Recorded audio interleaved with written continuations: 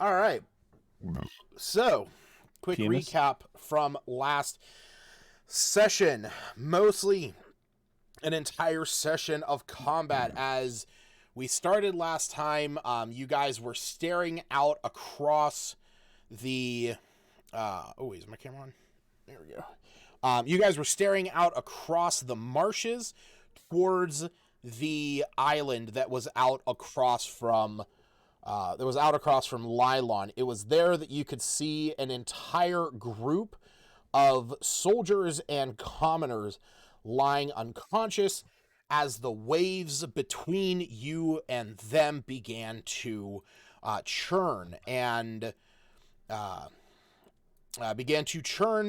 like toss around as a storm began to form around the island, even after the death of the spellcaster. But it was there that you guys decided to fight this thing. During this, me had run off, and he ran up back around the fishery and made his way. Here we go. Me ran up and around across the fishery, told the kids who were sitting up there to just stay there, that they were going to handle everything. He then ran down underneath this small, dilapidated building off to the side to where there is an underground cove that led to a small opening where he met up with two of the other smugglers in the area, a Kenku named Mimicry and a crazy gnome named Uric Twisted Mine. During this time, the rest of the group was standing here on the fishery, trying to do as much as they can to take down the water elementals and water weirds that were assailing the island. Smith cast Banish on the water weird, getting it out of the area, or getting it out of combat for the majority of the battle. All the while, everyone else was focusing their attacks on the giant water elemental that was starting to crush and destroy the folks that were laying on the island. While this was going on, a few smaller, lesser water weirds had come up underneath you guys and started pulling you into the water, attempting to drown you. Only one was drowned, and that was one of the guards that was rescued from the island. But in the end, the water elemental was able to kill, I believe it was 5 commoners and 2 of the guards. You're forgetting a very critical part about all of this. Well, which part? You turned into a turtle. That's right. You did turn into a turtle at the very end. That's not. Yeah, it's at the very end. He's got some time. Yeah. But it was also during this that me showed up on a boat with Uric and Mimicry, taking their shots and starting to wake up the folk on the island. And as the waters were still churning, but there were no more creatures leaping out, and the water elemental was destroyed. It was, let me see here, Iluna, Smith, and Seftis that said that they were going to go check on the children. Albina said that she was going to stay up on the roof of the fishery and keep an eye on things for the area, where me and you were going to head over onto the island and check on the townsfolk. So, I'm going to blow my nose real fast.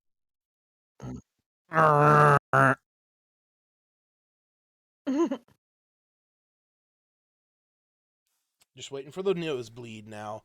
Don't you love that shit? I fucking hate. I get them so bad during the winter. Fuck you. Me too. Oh man, it fucking sucks. It does, especially whenever you're just trying to blow your nose. And you get big nasty boogers that come with it too. Those are awkward. I'd simply saline, get a humidifier and some Vaseline. Talking about the. I normally shove Q-tips up my nose. With some water. Vaseline, maybe. No, just water. He just grabs a dry Q-tip and just jams it up there like he's chiseling stone. Yeah, that's a bad idea. You need more humidity. I normally take a roll of paper towels, and I do kind of what Hannah says, and I'll tear off enough that it'll fit up into my nose, but I'll dip it in a little bit of water, and then I'll put that up in there. Jam it So, up there and walk around. yep, just Problem solved. Sorry, don't bother. Don't mind me. I'm just snorting some water, guys. That's right. So, like I said, you guys were able to stop the monsters, and at that point, like I said, the water is still churning. So since Albina is keeping guard on things, I guess we can start on the island. Since just because I'm kind of going left to right on my page, so we will start with me and you. So the two of you, you make it over there in your little turtle form. Yeah. And me, you are already on the island with Uric and Mimicry, as well as the one guard that you woke up first. As you guys are starting to awaken these fishers, who all seem very startled, as well as the guards. They all kind of have a very similar collective memory that they were out on their boats, they were out doing their thing. The next thing they knew, a storm started rolling in, and then there was these massive flashes of lightning and the loud crashes of thunder. Next thing they know was just immense pain in their head, and then waking up. So what are the two of you doing over there?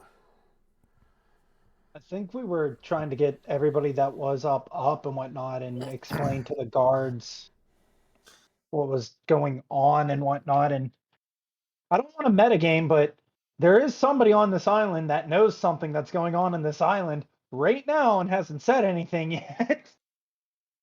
Who would that be? You, because he's the only one that noticed that the storm shifted.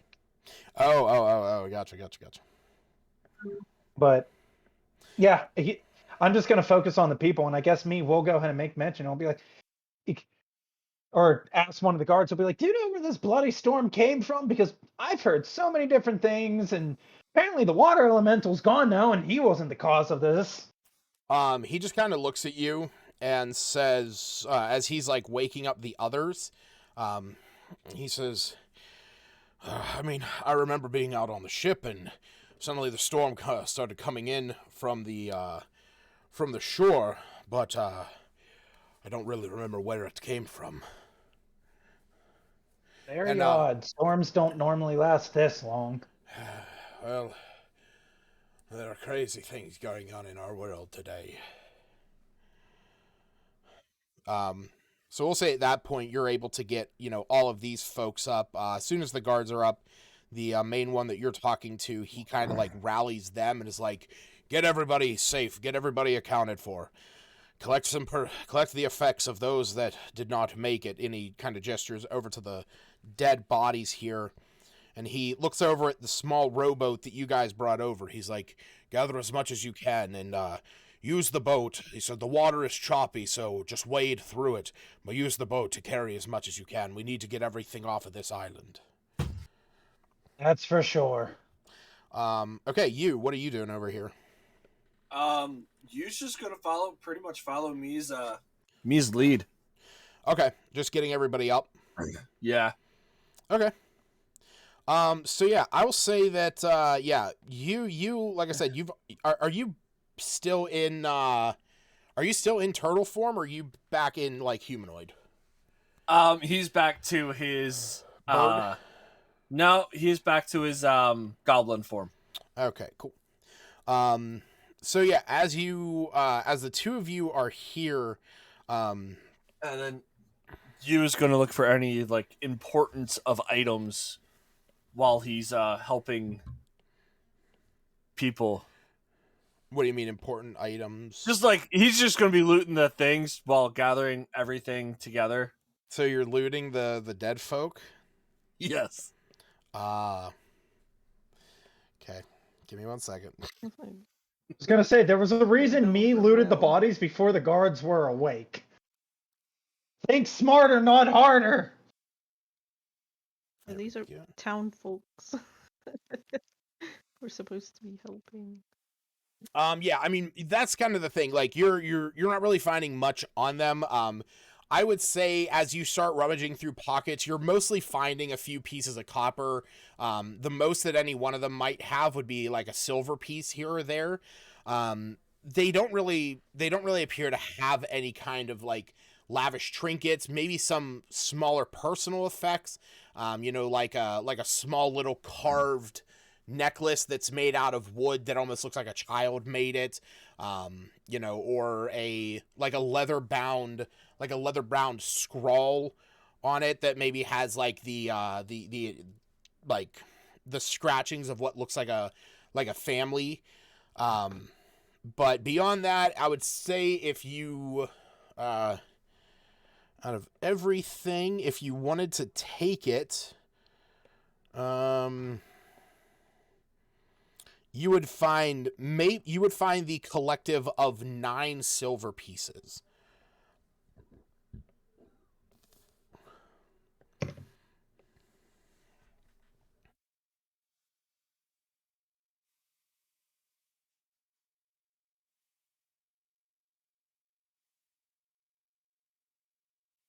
All right. Ugh. And then, Do you take that money? yeah. Okay, I just didn't know. I just wanted to make sure. Okay. Roll me a stealth check while you do that. Or are you trying to do it stealthily at all? I'll try to do it stealthily. Okay. No.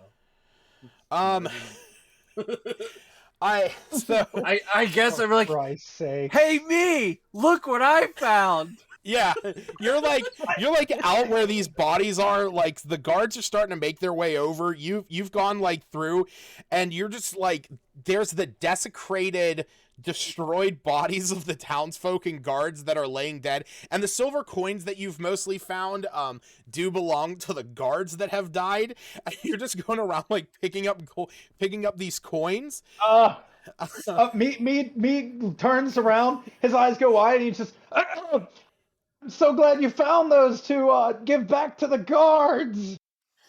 And you see this guard, he starts walking over as these ones are leading these folk over to the boat. And this one says, he looks and he says, oh, yes, thank you. Every coin will be needed to help rebuild the lives lost here.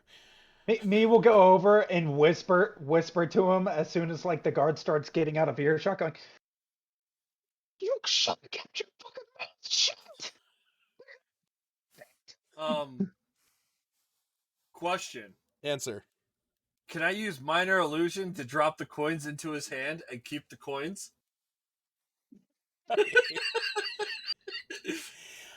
So the thing is that creating minor illusions does They not know create it's an illusion. does not create doesn't make sound, light, move. smell, or any sensory effect. So it would be like he like holds out his hand and you like make it look like coins are falling, but he doesn't feel them. He can't like there's no there's like no sound of them clanking, and he just looks at you and he's like, very funny, but please.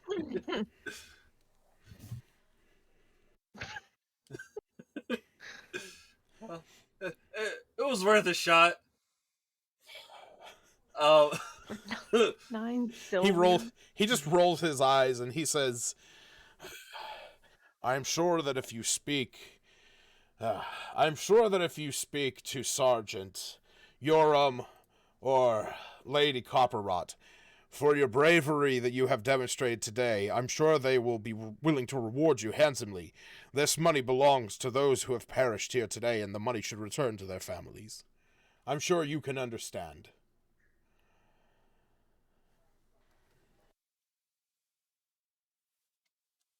Okay. As his response. As he delay. as he like begrudgingly like gives the coins over to the captain. So it's while that exchange was going on, You see the townsfolk over here. They begin to rouse as Yorick and Mimicry are making their way about. They start making their way over.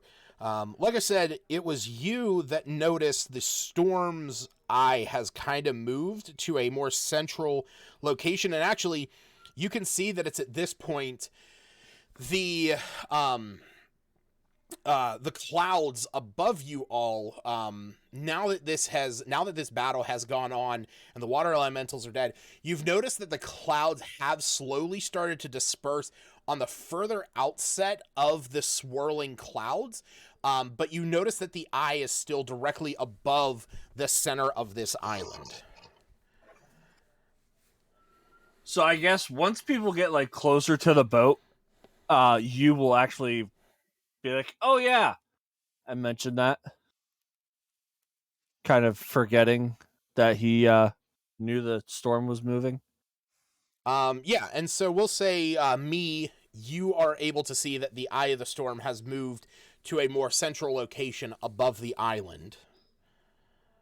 Well, ain't that something? And that definitely ain't no hurricane eye because it doesn't exactly move that fast. Because me was the one that saw it on the mainland, right? Like above the fishing tower or whatever. Yeah, If I recall. when you guys were starting to make your way down into town, it was, you were noticing it above the town, and it was kind of centralized more around the fishery. But it was once you guys, and then you saw that is where the that's where that one mage was that was there. But it wasn't until you guys got down there and after he died that the storm kind of like resettled into that one spot. Okay. So, like I said, it is currently sitting, still above everything. But it's shifted slightly to the center of that island. Just I We don't should probably know. tell I the guess a others. quick out of game question. Okay. Were we Yes. told generally what the children's last names were, and if me and or No. you would be trying to find their parents or anything? No. I You thought weren't as getting far as we paid. knew, the parents were dead. No, you guys. So No, here's they were. Oh wait, no, their parents okay. So here's the information that was were they given. already there The or information that was given evacuated? was Marigold Brightshine is the priest of Lathander here in Lylon. He is the shepherd of the children while the parents are out on the fishing boats. Glenwell and God, I can't remember what the little girl's name was off the top of my head. What is it? Or niece? Bernice, Or yes. Treese? Glenwell and Bernice, they're two human children that are best friends and the son and daughter of two of the fishers that are still out on the water. Now, you guys don't know their last names. You don't know who their parents are. You don't know if their parents are still out in the waters or if they were some of the townsfolk here. You don't know any of that information. Okay. Because just wondering. Hmm. That's all. Continue your island adventures or whatever you guys were cleaning up or helping with. So taking this into note, what do you guys do regarding that? Who- Me and you. regarding the eye? Yeah, me and you. Okay. I don't know if they want to do anything about it. That's why I'm asking those two. We would definitely need to go back and get the group because if it's another one of those enchanters, I don't know how well we can handle up just the two of us. And he'll look towards the guards and be like, I don't think you guys are up for a fight. You see most of them are just kind of like limping over, their armor battered and bruised. You do see the one that you woke up first who seems to be, the one kind of like leading the rest of them. He looks at the two of you and he says, I can't not necessarily in the best shape to deal with such a thing, but, I mean, If you feel that it is necessary, I would follow. We just need somebody to get to the other shoreline and tell our comrades what we're doing. Well, Ship can't sail with only half a crew. my men, if I'm able to use your ship, if we are able to use your small ship there to get these folks across the sea, or across this channel, then we can definitely let your allies know if you wish to go on. That would probably work out. Who were the other two with me? The Air Crocker, or hold on, I have it in my notes. Kenku and Urik. Mimicry and Auric. Mm-hmm. He'll look at those. Yeah, one is a Kenku. Yeah, the other is a and gnome smuggler is a- searching for a gemstone with a weird hat. yeah. He's so the thing is that Urik's Mimicry stat block is a basic Kenku, so he has a short sword and a short bow, and Urik is a rock gnome recluse, right? But he technically does have spellcasting. Ooh. So he is considered a second level spellcaster. So it would be dependent on what you guys wanted to do in this situation. He'll look at those two and be like, if they go grab the rest of the crew, you guys want to raise some more hell and get this storm out of the way so we can get back into business? Question? Answer? How far across the river is it? It's an Over ocean, over. but- No, it's not. It's like 60 feet, but it takes twice as long to get over there because of the raging seas. Message. They didn't. Okay. I'm gonna message Smith. All right. So you are pointing. Yeah. So we'll say while you guys are there, you can see the rest of the group is over on the other side of the island, or is over on the other side of the channel. They're starting to make their way up the staircase. Igor is going to stay with Albina. And yeah, I'll say that it's while Smith is within 120 feet that you're able to see him and cast that. So what do you say? He's gonna tell Smith that the rest of them should come over here because there might be another situation afoot.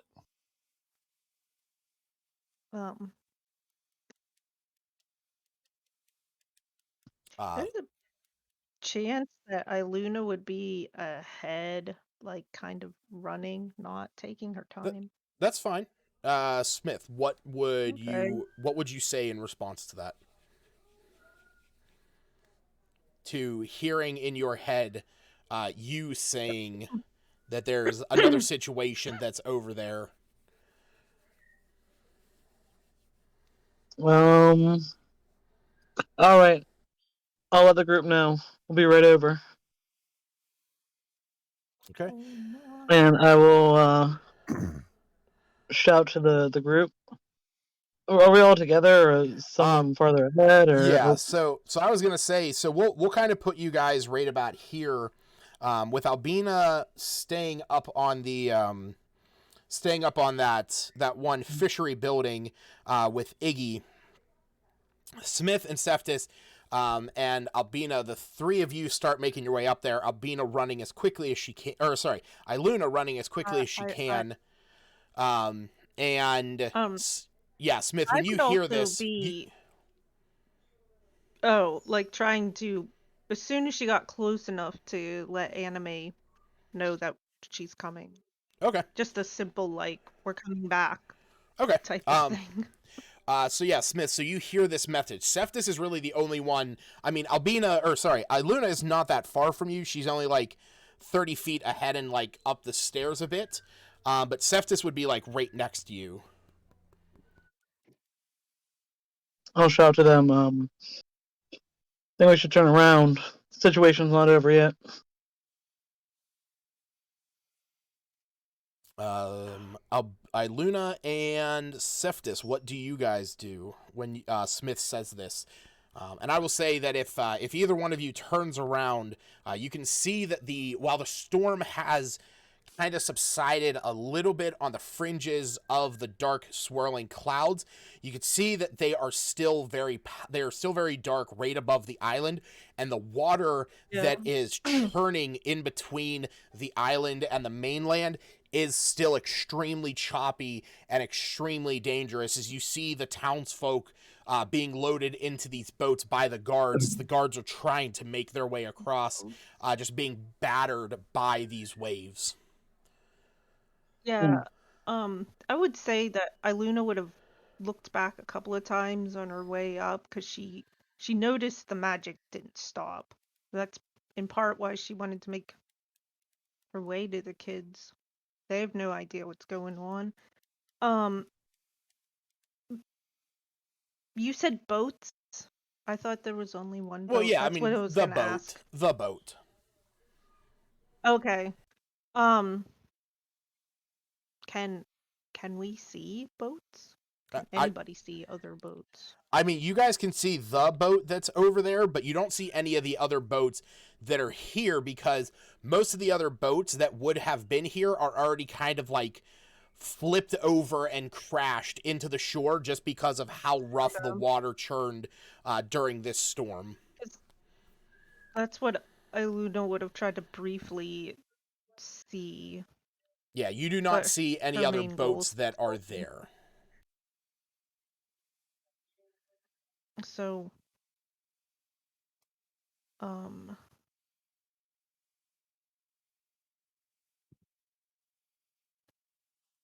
yeah, I'd still finish heading. Well, I guess with what Smith is saying,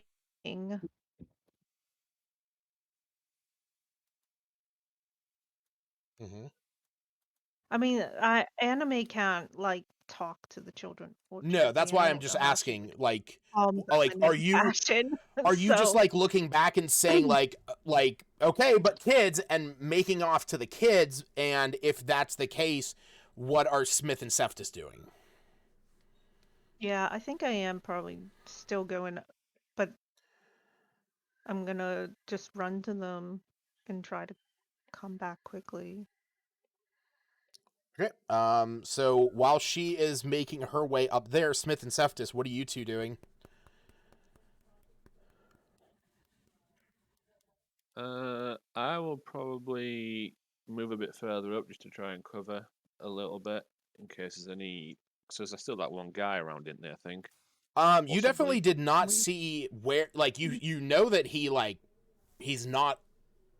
You didn't see what direction he went, and you do not know if he's still around, but you know nobody killed him. So Okay. Yeah, I'll probably be doing that and just like kind of in the middle-ish, just keep an eye on the on okay, Luna and the kids. I think. gotcha. I will put you right here. This way you will have some broken line of sight through the little pieces into here. Like you can't really make out full forms or anything, but you can see the shape. You can see small little bits and pieces through the rock. Because you do remember that it was from this direction that the arrows were coming at you guys. So Smith, upon hearing that, are you making your way back down the pier? Um, I'm assuming I haven't seen anything like this before. Can I do like an Arcana check or anything like that? Sure. Go ahead and give me an Arcana check. Try to figure out what the heck's going on.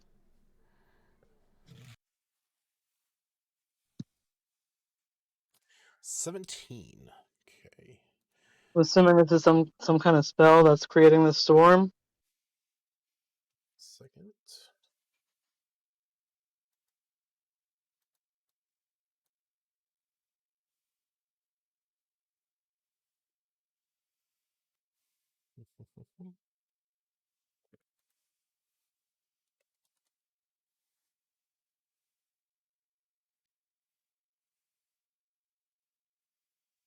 Um,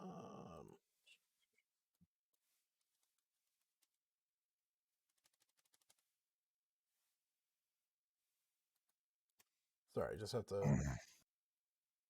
pull this up on here.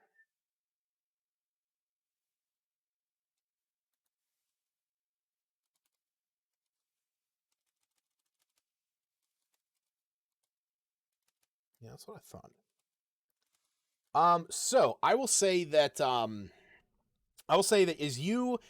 as you're trying to like discern this, you're looking up at the sky, you keep like looking down to where you killed this Kraken priest a little bit ago. Now, summoning a storm is not necessarily the easiest thing to do. Like, changing the weather is a very powerful ability. But you do know that there are storms, or I mean, there are spells that can summon summon storms and change weather patterns. But most of them are fairly higher level. But as you look at this runic symbol that is now kind of faded away in the water, as the body of the Kraken priest, it as it lays there underwater, you can see that as its markings were moved away, that it has gone out as well. But you're not exactly sure what specific rune circle this is. Like, you cannot determine the exact spell or what specifically it is attempting to do. You just presume that from your understanding of how that circle worked, you imagine that there must be another rune somewhere on the island.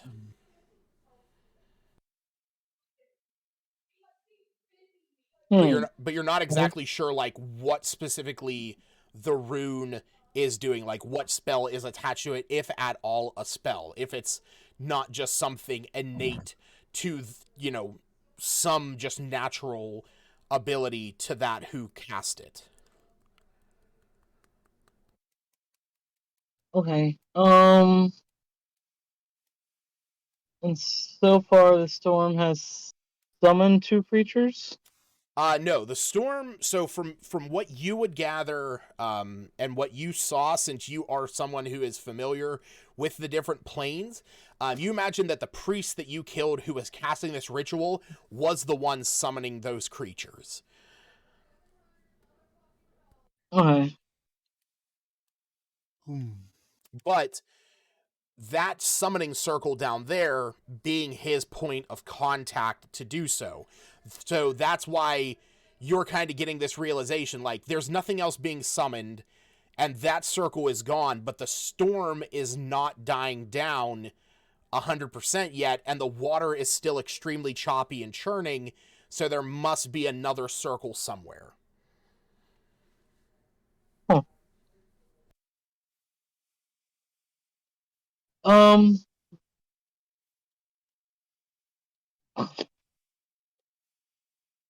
But I have no idea where that circle is, you said? You don't have any, like, immediate clue. Uh-huh. But you imagine it would be somewhere... You imagine it would probably be somewhere on the island. Considering, I will give you this, as you are standing here trying to contemplate this, you can see that it is, that the circle, that the storm is now centralized above the island.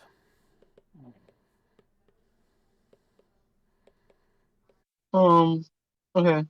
I think I'm just gonna write it out, like, see what Septus is doing, kind of do what Septus is doing right now. Okay. Keeping an eye on things.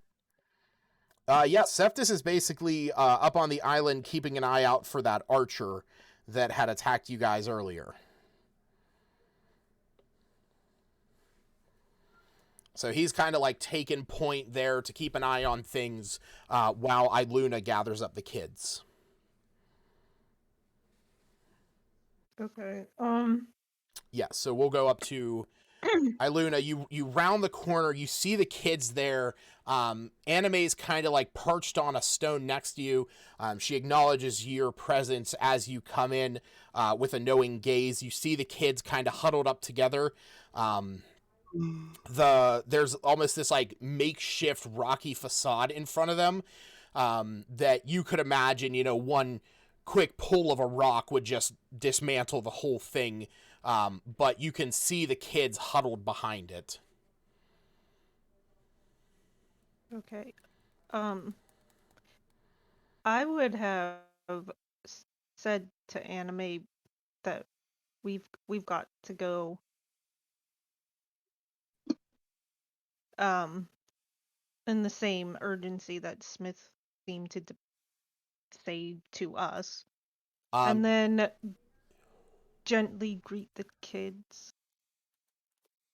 As you're running up and you say this to her, you hear back in your head, she says to you, "Are we leaving?"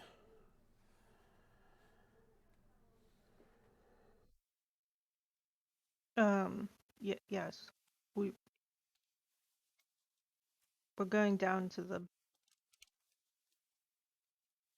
pier. Okay. Lucas, Yeah. before one of the guards go to row back over, I'll go ahead and tell them about the 2 kids that were over there and that the group will know where the kids are to get them safely back up to the rest of the people for the Gotcha. evacuation. Gotcha. It just clicked in my head. I'm like, I completely forgot about the kids. Okay. Okay. We will say that me lets the guards know.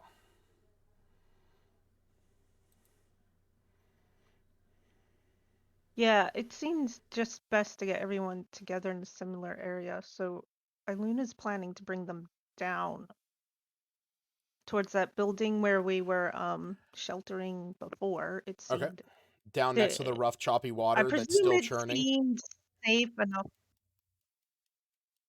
Yeah, because they being up, she is going to go back to help the people, and they can't be up there all by themselves any longer. They'd be safer where Iluna can get to them faster. Where Okay. everyone's at. Okay. That's fine. So you want to That's you want to that's fine. I just need to know. So you are taking the children back down to where you guys especially had hunkered in if during you the said fight. that. Yeah, especially if you said that shelter looked like rock could come down on them. No. I'm literally saying, like, the kids, Glenwell set up a little facade to almost disguise them, but, like, when you get up there, you realize that, like, it could just be brushed away. But I was just giving you that more as like a little disguise. So there's no like peril upon them in this particular spot. It sounded like it was No, more yeah. dangerous. No, they've built up than just we like a little realized at first. they've built up a little rocky facade to keep themselves disguised, but you can see them, like, huddling behind it.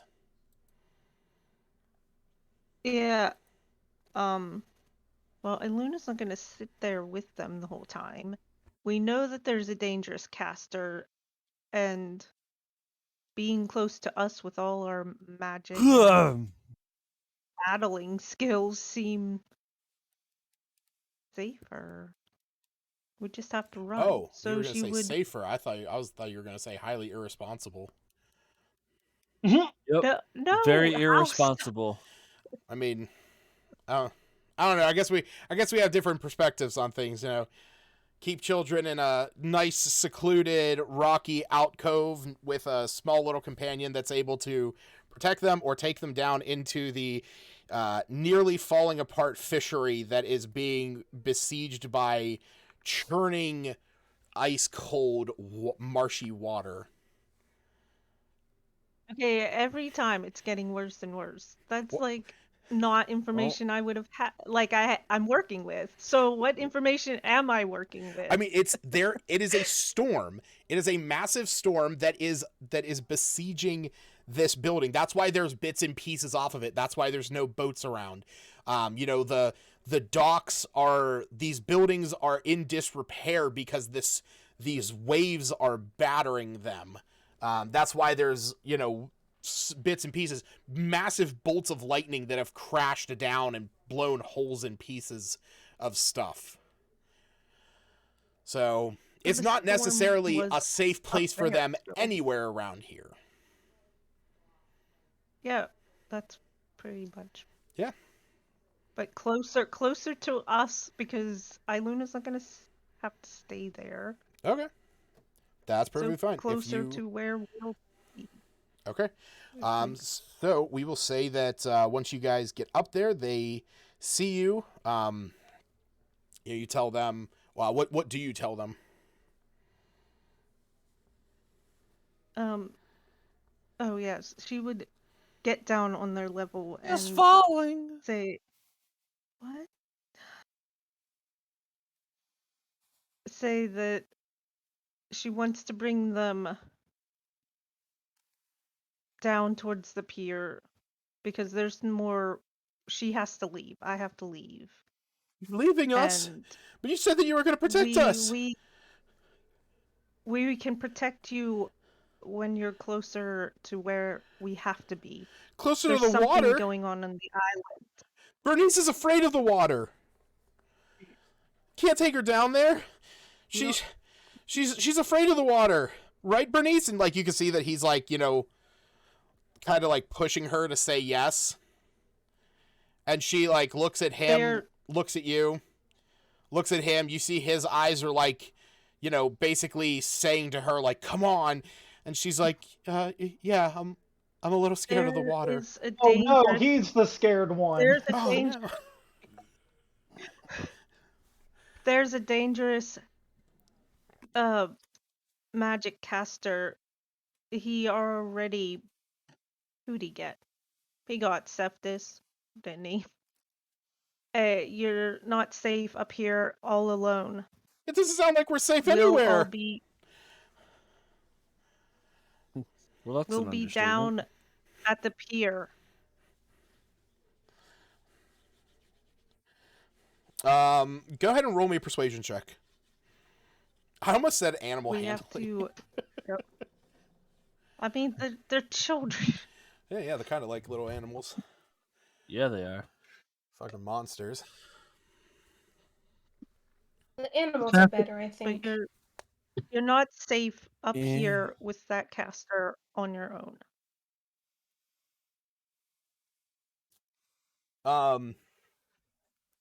They both look at you. And it's with that there's this massive crash of lightning that strikes over next to this building off to the right, to the circular building. A little tiny, little tiny pieces of rock begin to like roll off of the roof that is over top of these two, and Anime quickly flies up and puts her wings over the two, and the kids are like, "Oh, okay, yeah, let's go." And as they like run over to you to guide them to safety. Yeah, I would run straight to Septus. Okay. Can he be a shield? I was kind of thinking, is one of them small enough to be picked up by Septus and just carried? They're both. I mean, they're children. They're both. But I don't know small if they're enough. teenagers or. No, they're both small enough. Sitting on his shoulders. Yeah, they're both children, so. Can I throw them? No, Sure. oh my goodness, don't forcefully take them. Grab the kids and I would yeet 'em. say Hey, you can only throw them if I can change the color of your flame. It's like, load up, children. Yes. And just like forms a little rocket on his shoulder and just launches them across the water. Do you remember the SpongeBob Arnold Schwarzenegger thing where he was like an android? It was David Hasselhoff where he put him inside of his pecs and he shot him into the water. That's what Septus does. He shoots Glenwell and Bernice across the water. Oh boy. But yeah, basically the kids are They're just on the flying carpet. Yeah. Oh, that's true. The kids are of that was my plan to go over. Yeah, the kids are of indescript age, somewhere between 4 and 12, with with an age-appropriate vocabulary for anything that I have spoken, because I have not given them Oh man. anything beyond that. Okay, yeah. So Iluna runs out over to you, Cephas. You see that she has the kids in tow.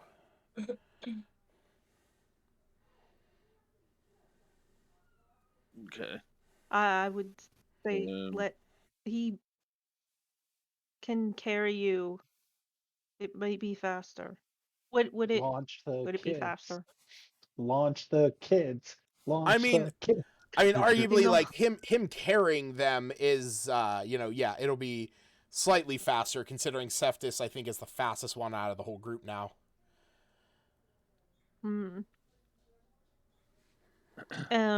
Whereabouts are we taking them? Are we taking them to this left side? You're taking them down to the pier. building. Down here right. where Albina and Igor is. Yeah, what's up, Smith? So there's no other threat in the area I've detected. We just need to ride out the storm. So what you have gathered is that there is no other immediate threat on the side of the water that you're on, but with the fact that the storm has not subsided, even with the death of the Kraken priest that you killed, there must be some source of magic somewhere on the island that is keeping this storm alive.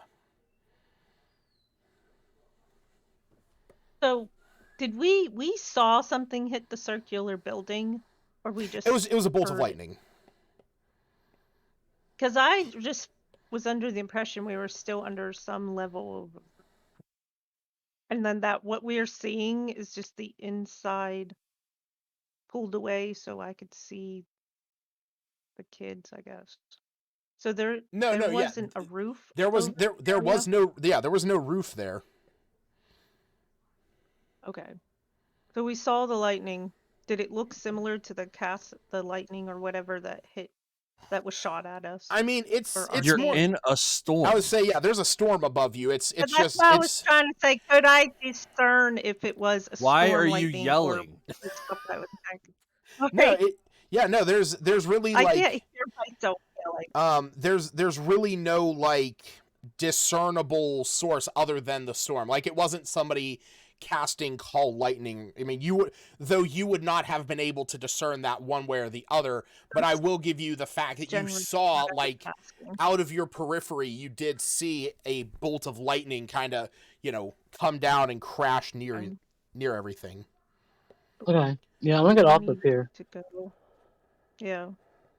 Get away from the storm. Are you gonna let Albina and Iggy know? Where is Yeah. he? Okay. Oh, he's nearby. Okay. Mm-hmm. I'm gonna shout to everyone to hunker down and. We're hunkering down, or is this? Yeah, I guess we should. Do I know if this is gonna go away on its own? The storm? Yeah. So we need to ride it out. You with the information that you are able to discern, you know that the storm will probably continue until whatever is causing it stops it. You don't know if it's a timed thing. You don't know if it's tied to a certain location or person, or you being that you saw the runic circle in the water before, you imagine that it might have some tie to a circle, but you can only make that assumption.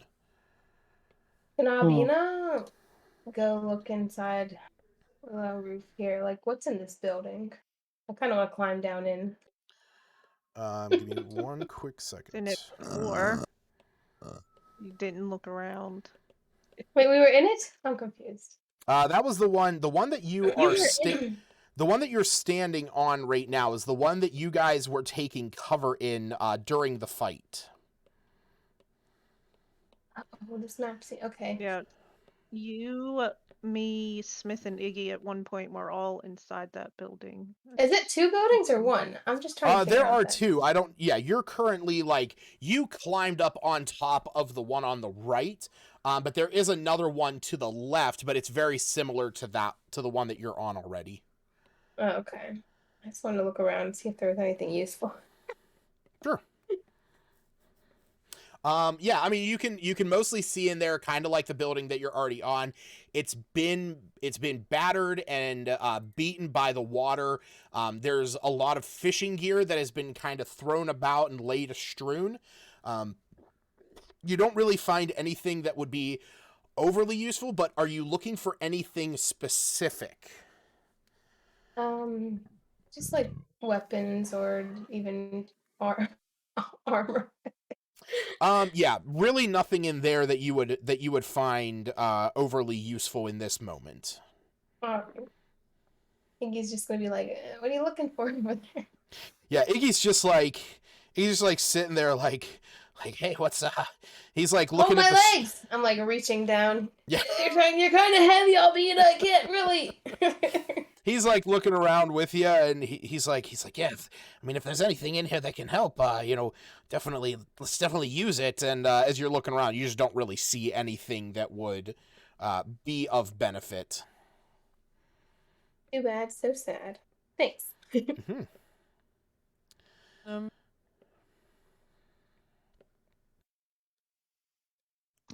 All right. So with that, we will go back to the other side. Oh, shit. 1 second.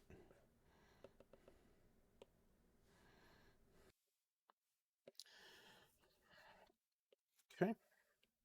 So while all that is going on, and we'll say it's gotten to the point where Smith is down here on the pier. Albina and Iggy have climbed down and are searching this building over here, as Iluna and Seftis are bringing the children down to the pier with Anime flying above.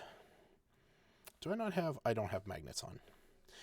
We will cut back over to here as we have the rest of you guys. So again, this was all kind of happening simultaneously, where you guys are helping these folk up. You've made this assertion that the cause or the source, or the central point of the eye of the storm is located over the center of the island, somewhere up on the top of it. And as you look across, you was able to message out to Smith, seeing that, he's kind of climbed up to the stairs. You guys were able to see Seftis standing out in the middle with Iluna grabbing the kids. So you guys, what are you doing at this point? Are you making your way up to the top of the island, or what are you doing?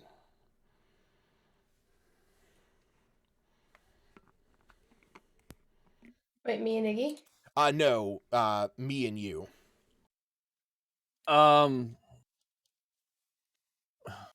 I was gonna say about the other two pirates, and maybe the guard that said he'll follow, like have the other people start going to shore, but just have you, the other two pirates, and the guard by chance go at least see what's going on, not actually go in and fight, but at least just a reconnaissance while we wait for the others. Yeah, you're just gonna kind of scout out, kind of see what's going on. Okay. So yeah, I'll move you guys further up the island. We'll say that you're taking these three along with you as you're starting to make your way up. You know what? While we do that, we'll switch back over to here real fast, because it will take you guys a good hot minute to get up to the top of the island where everything is going on. So while the five, between me, you, the guard, the current guard leader, and Mimicry and Uric, as they are starting to make their way up, the rest of you who are coming down onto the pier with the two kids, with Anime, you guys can see the five of them starting to make their way up towards the top and center of the island, on the other side.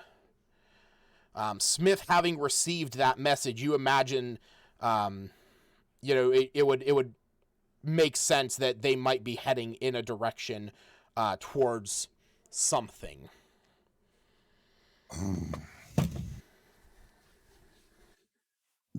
Towards something? Yeah, like I said, you got that message from you that said, hey, this isn't over yet. There's something else out here. And then that's whenever you said to Cephas and Iluna, like, hey, maybe we should head back to the pier.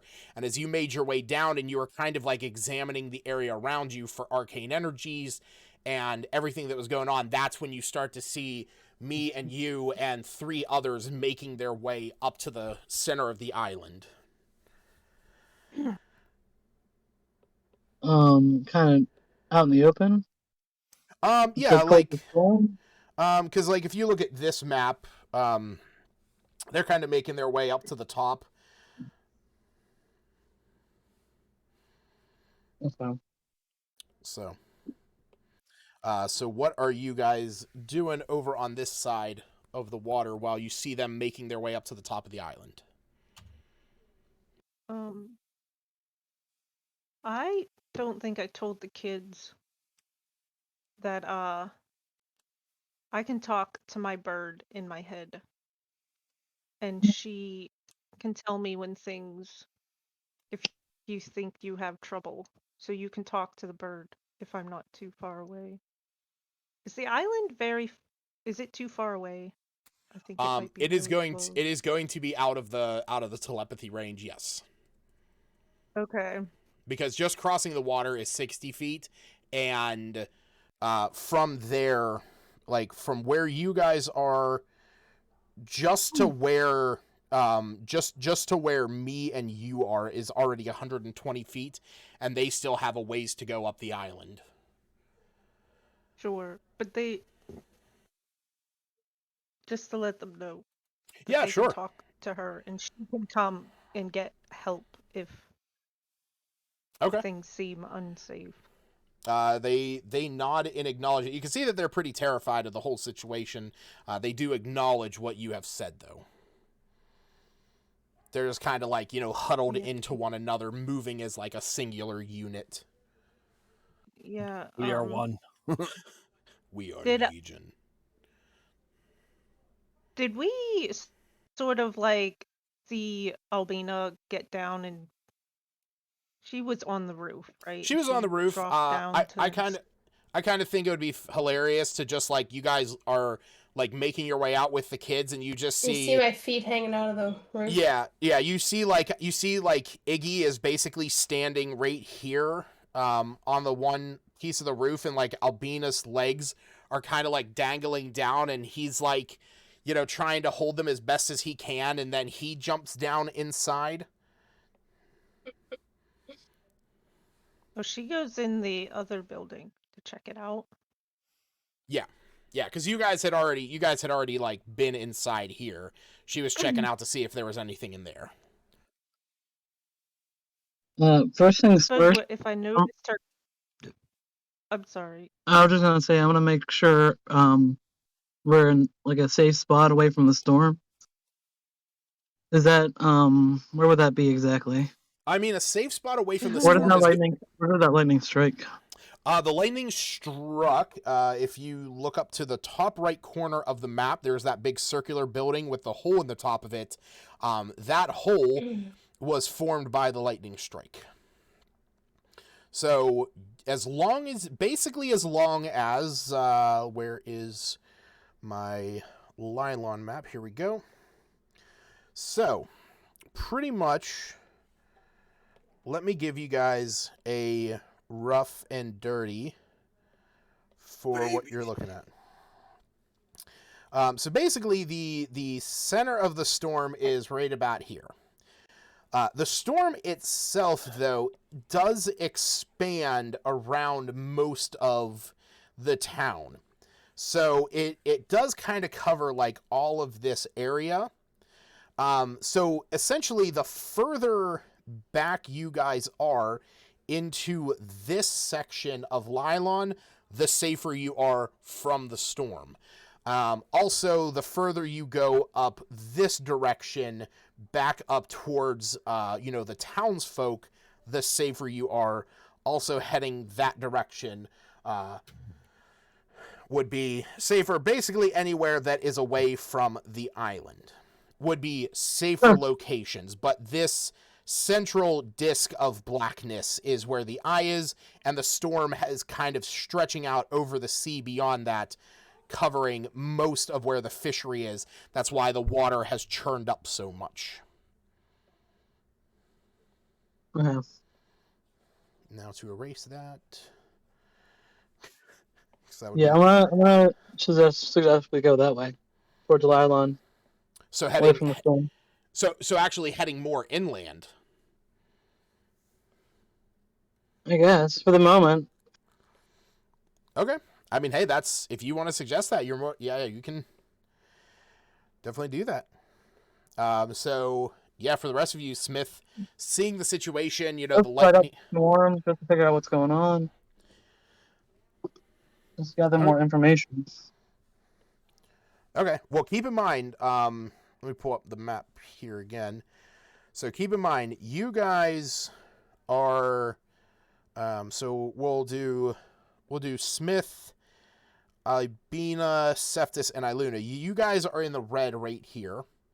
Obviously the storm is overhead for the most part right here, and me and you are on this island over here, starting to make their way up to the top of it. So this is the direction, this is the area that you guys were just battling across. This, what I'll mark in green, this is where you guys were kind of fighting a few minutes ago. Okay.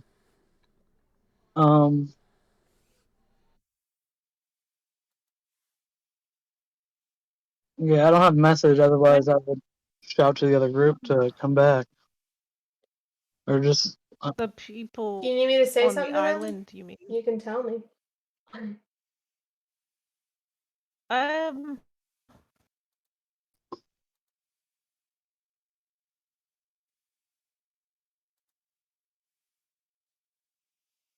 Yeah, I feel like Smith is like the being the he's processing everything. He's like, fuck, we got this massive Wait, storm. we didn't rest or anything, right? No, you have not Okay. rested. I just imagine Smith like being like in thought as everybody's like come down to the pier and everything. Albina and Iggy have gone through the building. Cephas and Iluna have just showed up with these two kids. Smith standing there like, this storm has not died down. And we just killed the guy that possibly started all this. Why isn't the storm dying? Why are they going up to the top of the island when we're over here? We need to get out of here. I don't want to die today. Right? Exactly. I mean, it totally makes sense. It checks out. Like I definitely know the line of thought you're going with. Sorry, I thought I had sending still, but I don't have any spots.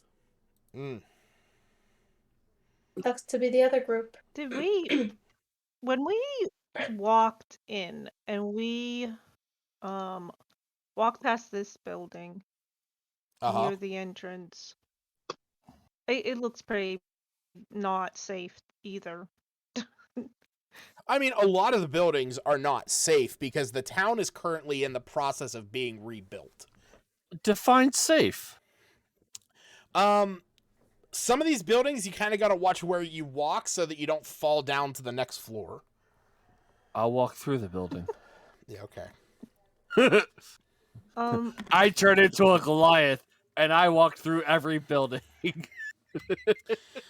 It's not how it works. So is this taking place over a couple seconds or a few minutes? What's going on here?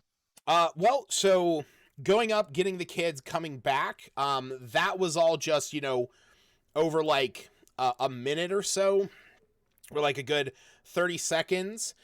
Same as like everybody waking up the people on the island, getting them roused up, and them starting to make their way up to the top of the island. So it's only been like a minute or two since I'll say it's been like 2 minutes since the water elementals had been killed.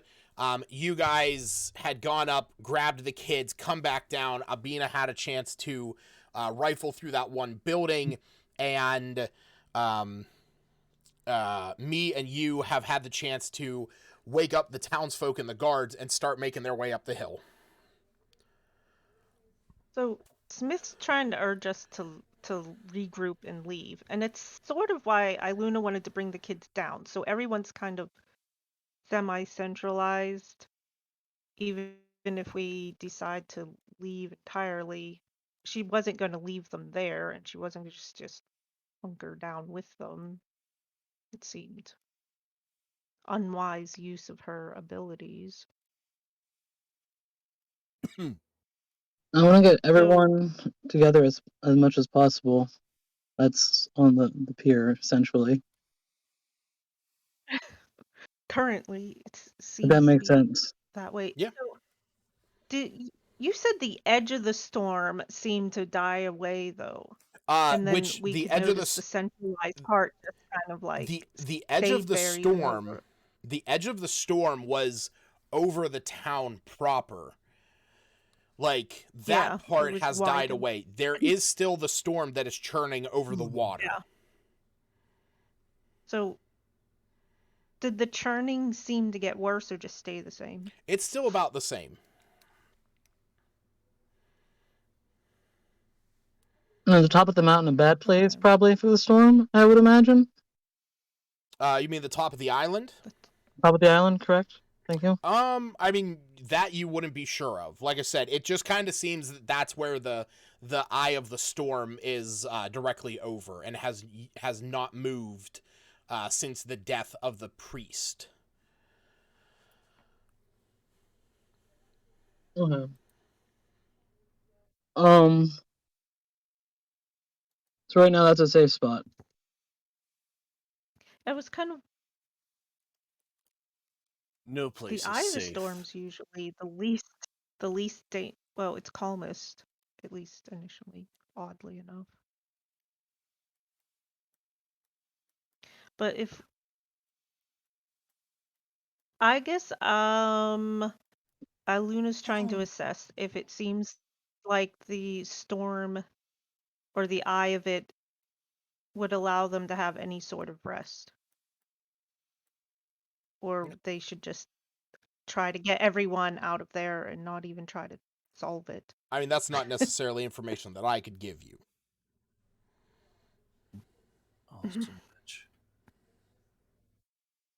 If you want to take a rest, that is a decision that you have to make. I'd like to point out to everybody, they're not doing a pre-download of Legends of Arceus, and now I'm pissed because that means I'm gonna have to attempt to install it at midnight, and it's gonna take like 4 freaking hours. Dude, what night is that? Is that the 29th? 28th. Comes out 28th. But from what people are saying, there is no pre-download right now. Wait, so it comes out the 28th? Yes, it comes out the 28th. So you mean the night of the 27th or the night of the 28th? Or like, as soon as it hits midnight on the 27th, becoming the 28th. Or, hold on. I know how to explain this to you. As soon as it hits 12 o'clock in the afternoon...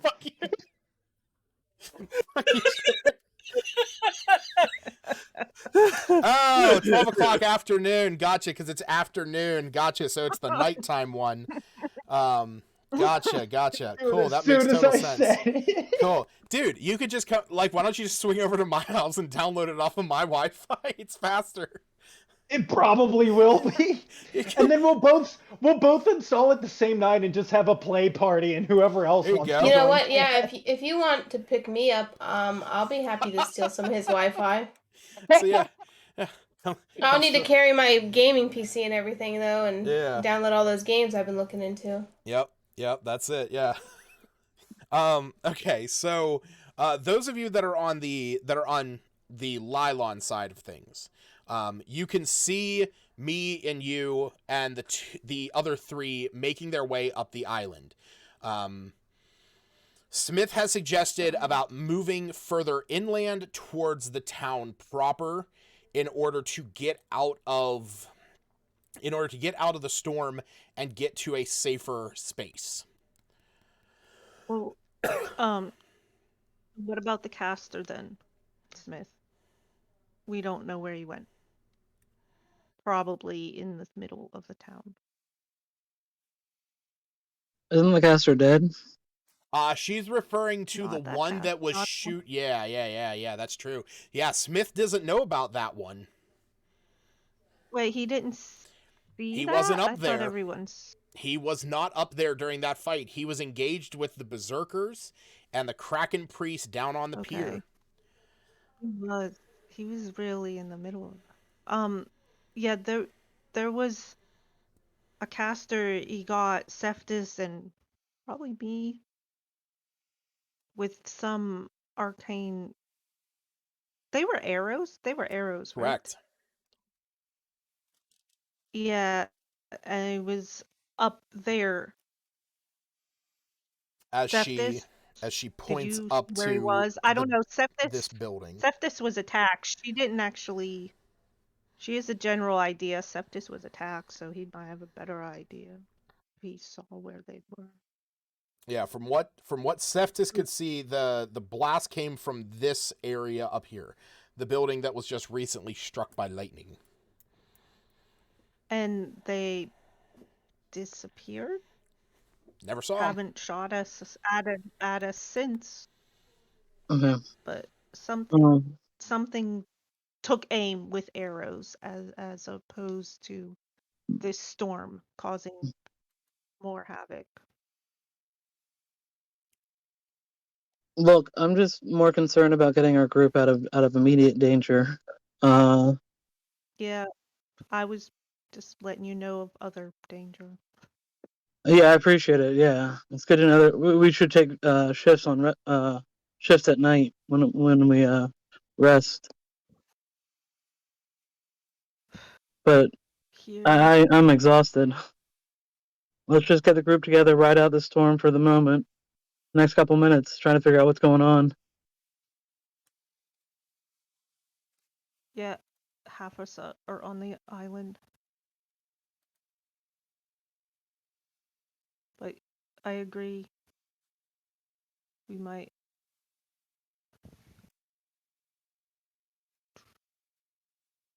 I need rest before attempting anything too major. Okay. Yeah, my spell slot. I've got one. While you guys discuss this, across the water, me and you, Ulrich, Mimicry, and Captain, and just for sake of argument, I'm going to give him the name of Captain Fitzgerald. Oh, can we say we were while talking, sort of moving these kids into that building? Yeah, that's fine. If it seemed safe, and/or finding out if the other building looked a bit safer. They're both pretty dilapidated. So, yeah. But there's places that you can get down in. At least they have roofs. I don't know if that makes it better or worse, but a roof seems safer in my mind. I need me and you. I need a Kenku. I need a gnome. And a guard. Darn guard.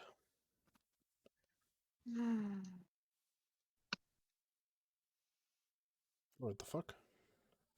What is he? Oh, he's a soldier. That's why. That's why I couldn't find his stat block. What are you doing, stat block?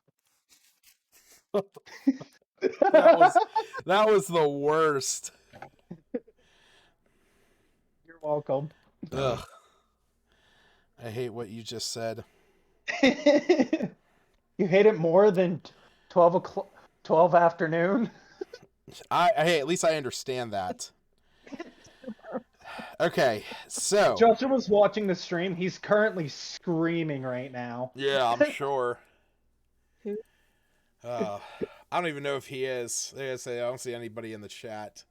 But yeah. Okay, so as the two of you start making your way up there with your three companions, you eventually come to a point, and I know the map's going to be a little deceiving, but I'll kind of give it as best a description as I can. So this. All right, let me put this up. So, as the five of you make your way up to the top of this plateau, there are these giant these giant stone pillars that are here. And as you reach the top, are you guys trying to be stealthy, or are you just making your way up there?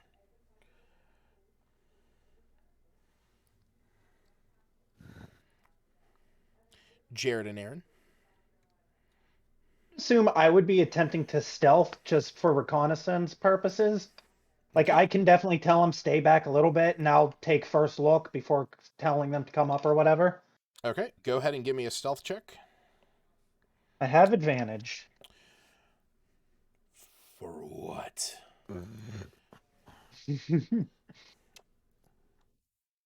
Advantage plus 10, so there's 21. What the fuck do you get advantage for? Those bullshittery rogue powers. Yeah, I'm sure that is the case.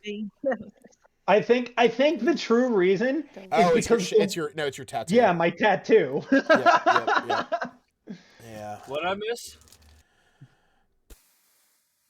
You gain, and you have okay. So regardless, the answer is yes. Bullshit rogue powers. Yeah. I mean, it's just like I said. I just wasn't sure if you were trying to be stealthy. But yeah. So if you guys are trying to be a little more quiet, making your way up there, yeah, definitely with Mi's stealth. You get up to this top plateau. Like I said, there are these giant stone pillars that shoot up from the ground. You can see a massive pool of water in the center. It kind of, as it goes up the hill, just like I said, ignore this part over here. It doesn't have this waterfall. This is more, I know, sorry. It kind of goes uphill from where you guys are, flattens off just a bit, and then kind of comes down. So the elevation here is going down into this place. And in the center, you can see this pool of water. And in the center of it is this rocky outcropping that has a shining light coming out of it. You can actually see that water is pouring out of that with this almost purplish hue.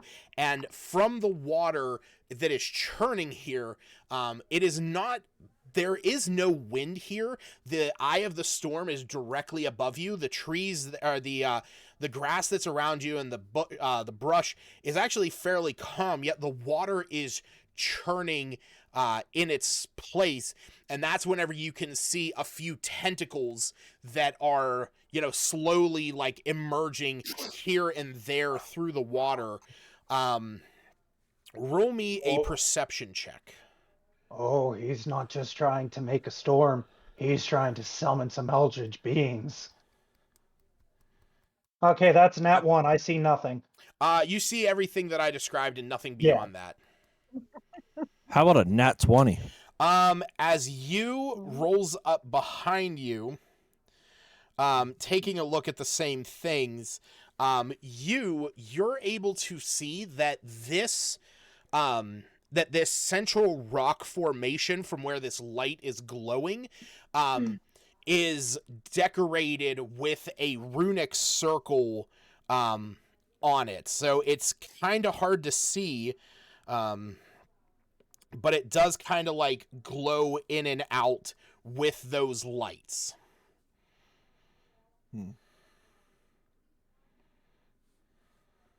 It's not too often that I actually get to use the spell effect tokens that I have, and this one is for Evard's Black Tentacles.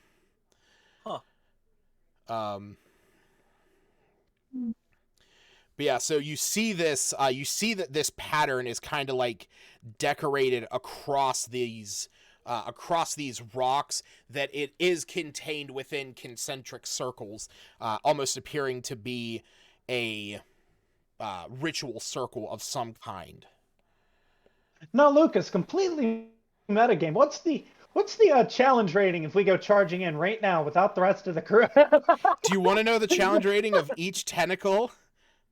No, I don't want to know the Yes. challenge rating of each tentacle. No, Aaron, no. It is CR2. I feel like I've fought tentacles recently. It's weird. Hey, Stacy, Yeah, we I don't need don't to know what know. you do in your private time. If you're Steve! if you're into that No, kind of oh my anime, God! I guess you had a happy birthday after all. Oh well, that is not what I meant. Oh my God! Honestly, nothing. What she's referring to is in the other campaign that I run. It's a vampire themed one where they are fighting against vampire pirates, and I just made them fight. Literally the exact same things, just a little bit of a different capacity. They were trying These ones are prettier though. They were trying to make their way over to a ship, and they were on a small dinghy, and it got fucked, and they got thrown in the water.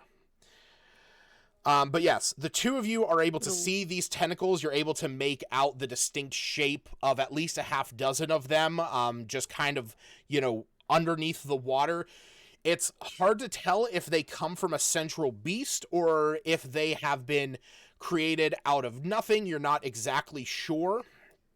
But like I said, you can see what, mainly because you is a warlock and knows about rituals. You can tell that that circle is probably a ritualistic circle of some kind.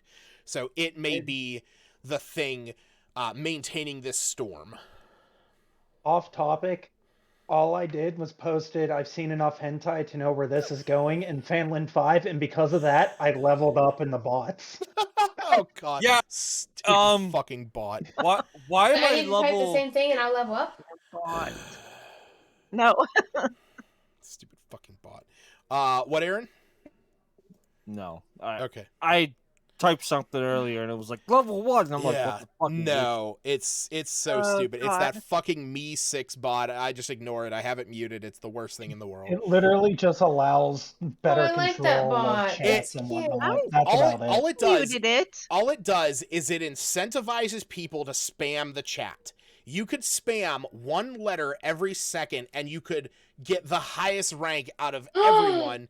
And I didn't know that. Yeah, it's the dumbest thing ever. And all it does is it contributes to spam. I'm going to do that and then delete my messages every second and level up. That's all it does. So Aaron could spam penis and become higher level than everyone. Yes. Yeah, but that's going to take more time to type that, so he just put a P. Not if I copy and paste. Or he could just write a base script that activates every second that it auto types penis and hits enter in Discord and just does that every second or every half second. I didn't know you could do this. It's not. Wouldn't be hard. Yeah, I'll say it would not be hard to make an auto type or make an auto script for that. Me will look to the. I thought muting Huh. would turn it off, and it still gives you the notification of yourself, which was annoying enough. No, that's why you have to. That's why you have to mute the bot.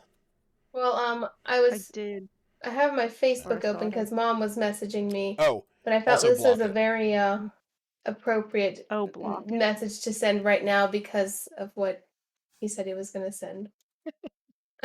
1 second. All right, so seeing what the two of you see, me and you. You see Urich in the back. He's kind of like, peering over, and he goes, "Oh, the tentacles."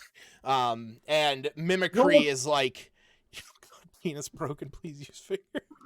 Jesus. Pen is broken. Penis broken. when she's Clint, that says when Clint. she gets too rough.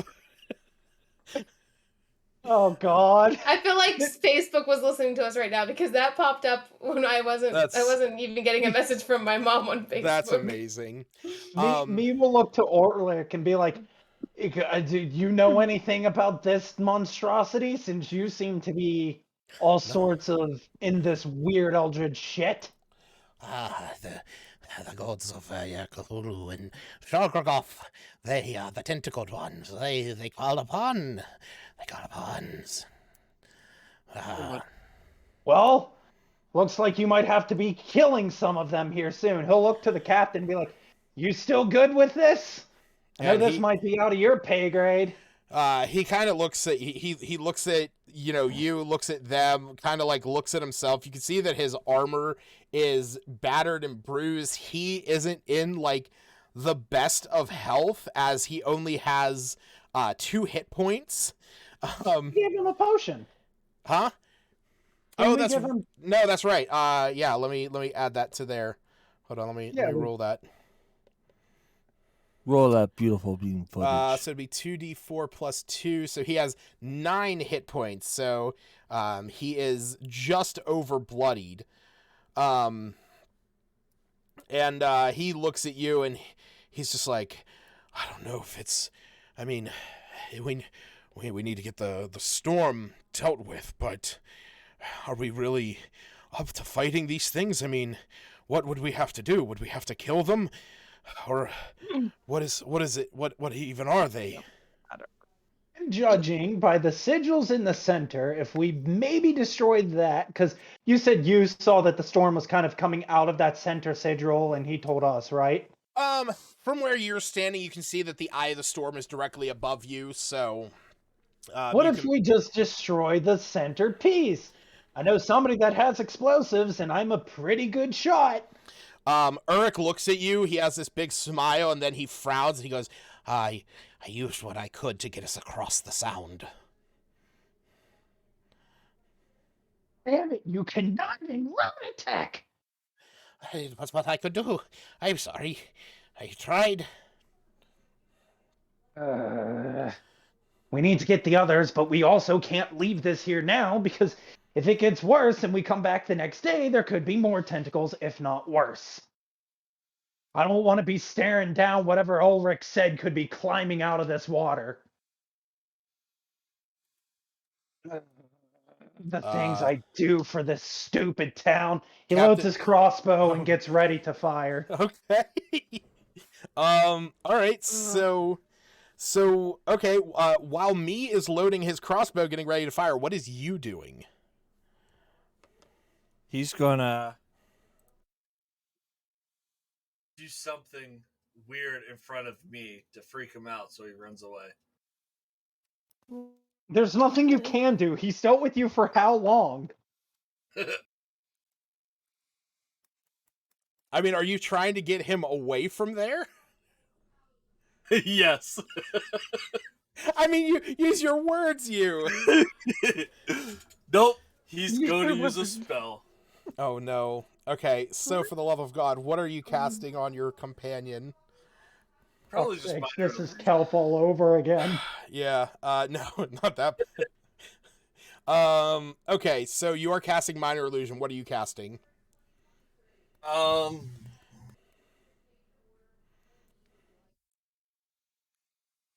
gonna make the noise of a kraken. Kind of like that. What? Kind of. Yeah, we'll say. I mean, we'll say it'll be. Yeah. Hold on, let me just find the YouTube video that has the clip of the sound known as the abyssal noise that scientists discovered in the ocean and don't know what it is. That crazy shit, it is. That is upsetting. Okay, so here's what I need from you, Aaron. For one, roll me a history check.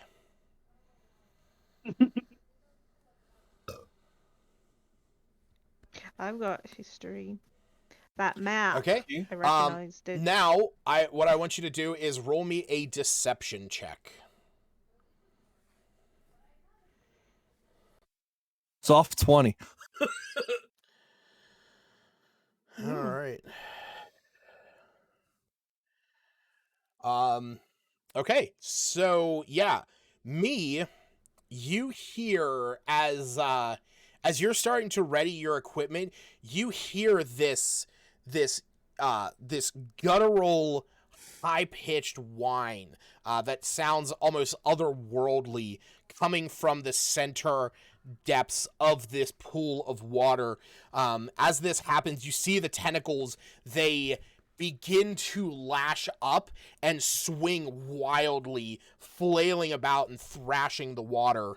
Urich, behind you, he gives a quick shout and says, "Ah, it's coming for us!" And he begins to run back down the hill.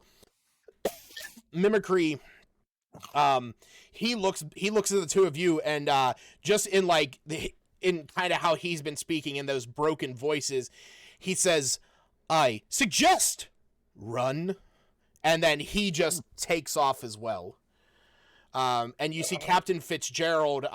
He currently has his long sword drawn, and he's looking at the two of you like in question of, what are we doing? Damn it, anyways, we need to go get the other group and get them here, because this is going to cause a way worse problem. Just like how we waited so long, I'm going to have to fight the water elementals and everything else. I'm getting too old for this shit. He's taking a shot at one of the tentacles, but he is going to turn around and run off after he takes the shot. Okay, go ahead and roll me an attack. 15. That hits. Roll the damage. 8 damage. Yeah, so a crossbow bolt impales into this. You kind of lead your shot. You get it off. As soon as it hits, you see that it flails about. You don't hear any noise from underneath, but it just kind of flails about and hits the land, and is kind of like trying to swipe at anything that might be by the shore, but you're far enough back that it does not hit you. We are going to have to solve this problem sooner than later, he says as he walks off. Okay. With that, you guys start making your way back over to the other side of the island that you're on. As this was all going on, you will have noted that a few of the fishers have started to make their way over. Aboard the boat, you can see that the soldiers that are here are kind of actually just walking in the water, stabilizing the boat. Come on, stop. The soldiers are kind of like stabilizing the boat, almost pushing it with the commoners on it. Just trying to make sure that they stay safe. Suggesting something similar. Yeah, walk over. Yeah, I mean, it is waist-high water, so these soldiers are basically, they kind of like have the boat next to them, the folks are on it, and they're just kind of like walking over, stabilizing amongst themselves. So while all this was going on, we'll go back to Pierside crew. So you have gotten the children inside the building. You've gotten them back to a place where they are kind of safe and secured. Where they are a little more out of the elements, because as there's still a storm going, the wind is blowing pretty hard, but you've gotten them out of the wind and the elements. So as you guys watched me and you and the other three crest the top of the island while this was going on, what are you doing in that meantime while they are experiencing what they just experienced? We could see them wandering. I mean, we could see them wandering somewhere, and you could see them going up over the crest of the island.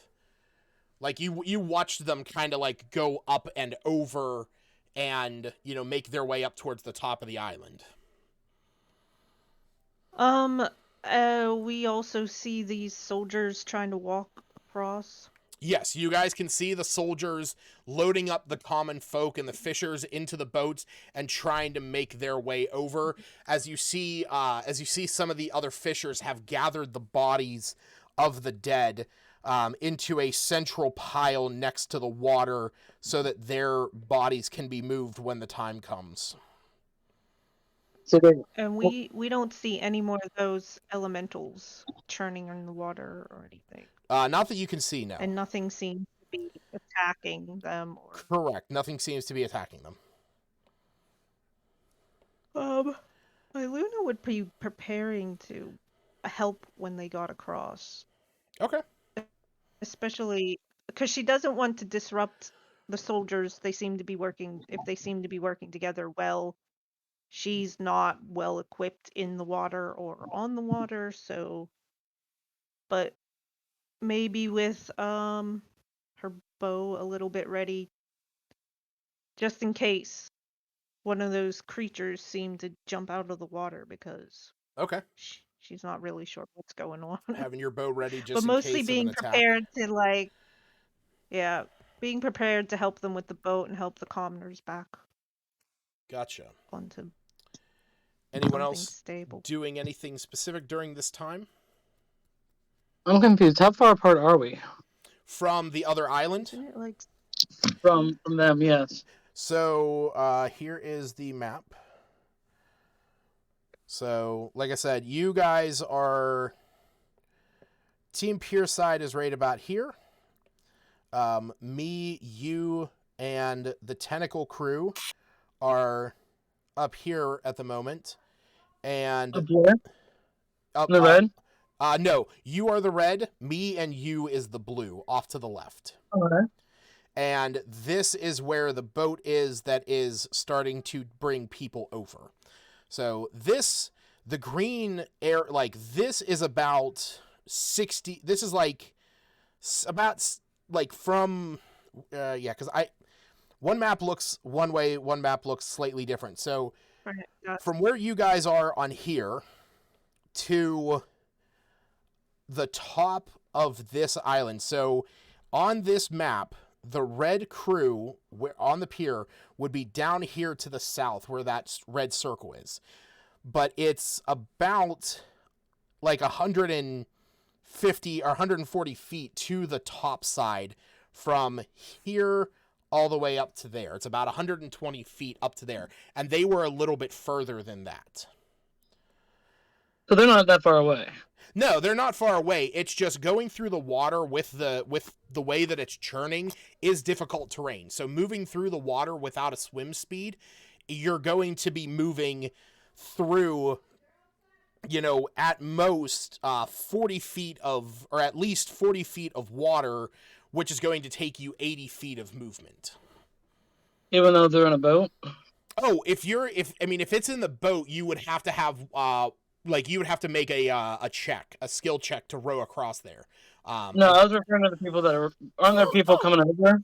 Oh yes, but they're just being very slow. Like the soldiers are just holding on to the boat and like moving it across to make sure that everybody gets over there safe. So they are taking a while. It's like, they're not just like rushing across there. It's taking a good while to get everyone across. What's a good while?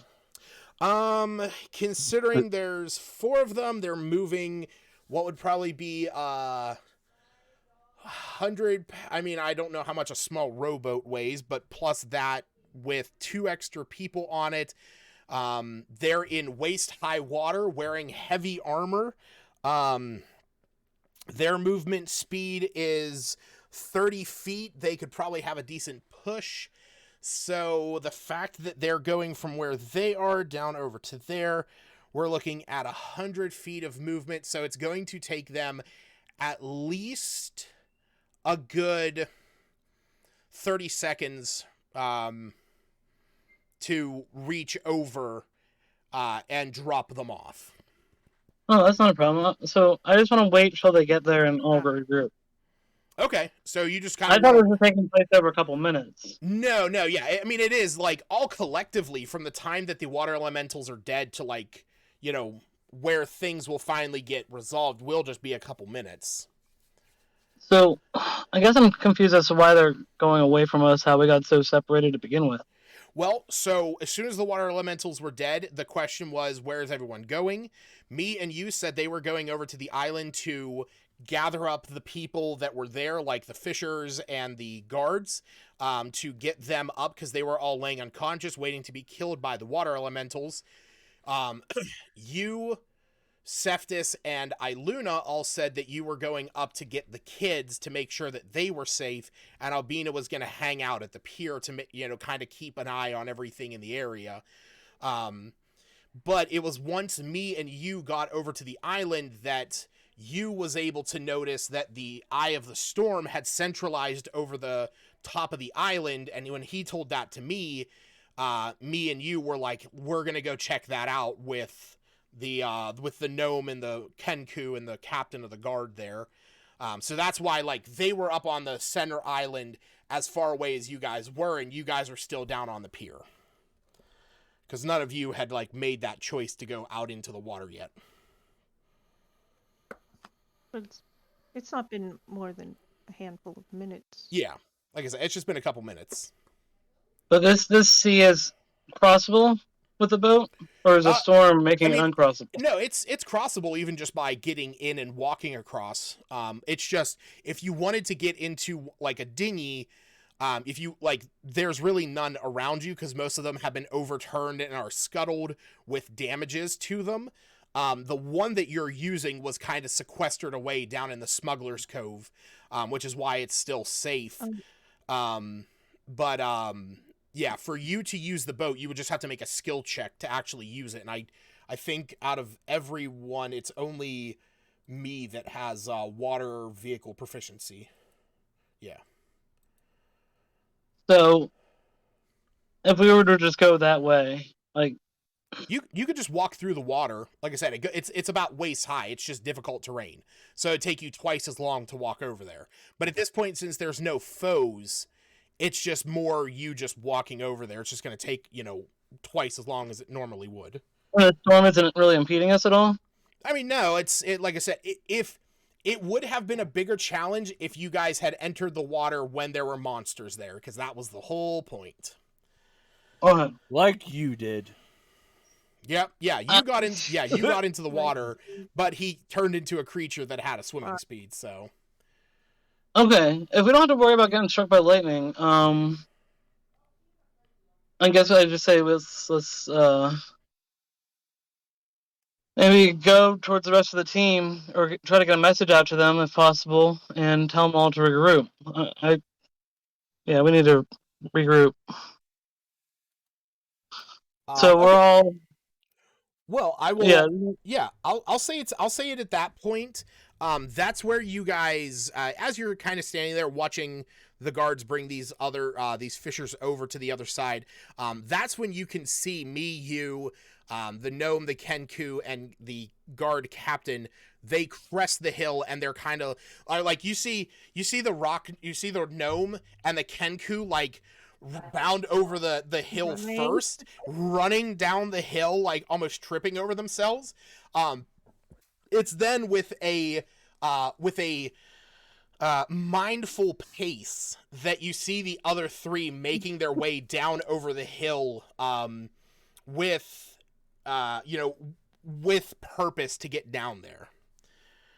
So just to expedite things, I will say that we will move everything over to the other side. I will say that Captain Fitzgerald and the other guards are over here. Yeah, now that there's things, I say we cross over and meet up with the rest of the group. So do you want to cross over onto the island, or do you want to wait for them to cross over to onto the pier where you guys are? I say we cross over to the island. Okay. If we don't have to worry about the storm or anything. Yeah, I was just gonna wait here. I don't know why we all need to. Well, I think Smith's trying to mainly get everybody together. And short rest, long rest, if possible.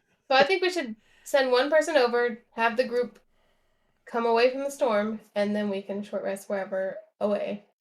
saying there is no getting away from the storm. The storm takes up the whole entire city and then some, and it's not going away anytime Not soon. the city. No. It takes up a good portion of the docks, but not the city proper. Yeah, we can go over and lay by the entrance. I want to get everyone out of immediate danger.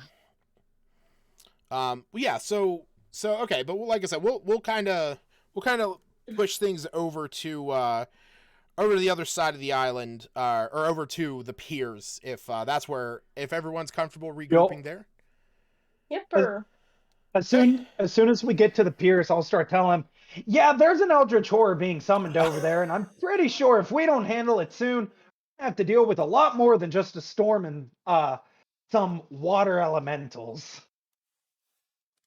Have you guys ever heard of Davy Jones's locker and the tentacles that are in it? I think I just discovered it on that island. But that's also where the storm's originating from. You better start believing in ghost stories. So we're all on the island together now? No, you guys are all on the pier together. Okay. So, yeah, Luna would find a soldier person and be like, the kids are in here. These kids, they were left behind. We brought them so we could all just keep an eye on them. And, the names are whatever they are, Glenwell and Bernice. He nods and he says, I'll make sure I get them with the other townsfolk and get them back to their parents. Thank you. By the way, where is everyone? Are they still in town? Yes, when we came down here. No, they were about a mile away. They had evacuated most of the town. These two children somehow got left behind, and we mainly came down here. Well, they told us there was a problem with cultists, and 2 kids got left. Well, then we will take them. We will take them up to the others and be back as soon as we can once we have regrouped. And you see he walks over to the kids and ushers them away.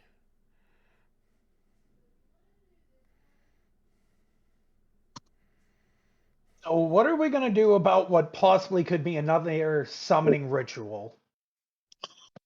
I don't think it can wait. As much as I need the rest, we should find a way to take it out. Shot one of the tentacles. It didn't seem all that bad. Just kind of keep your distance.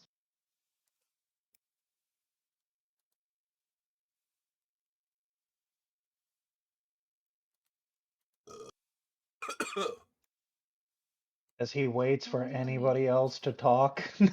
My main concern was making sure the children were safe. It's understandable. Yeah, they... as long as they get out of this town, they'll probably be safe from that archer.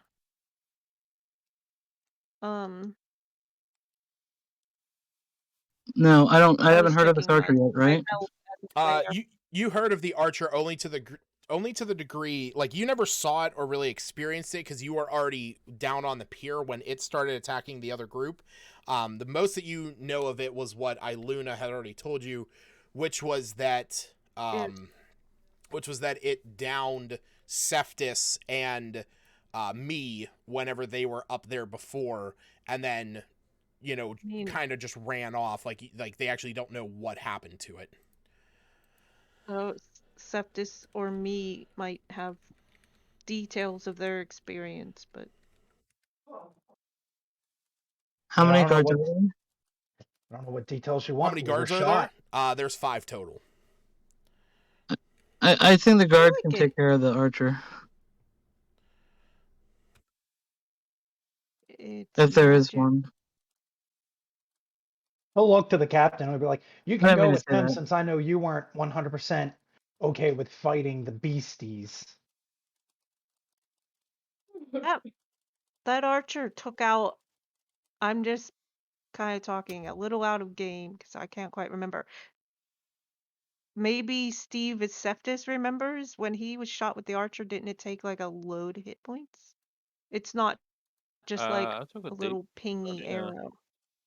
No, it was Yeah, that's special why I was arrows trying because to. it was like acid arrows and whatnot, but Yeah, I was trying to prompt you to have Seftis detail his experience if you even remember what it was. 'Cause I I mean, I I don't. do, and that That's the was thing. me's response of him just saying, "We were shot." That's all you need to we were know. shot. It was That's Sure. what.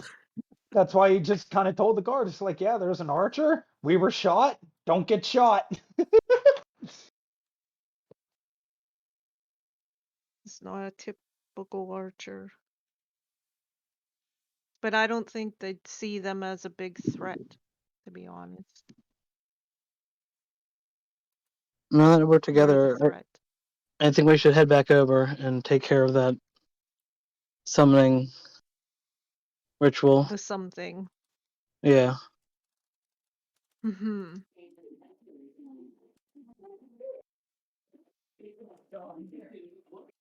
Over on the map that looks super, super familiar.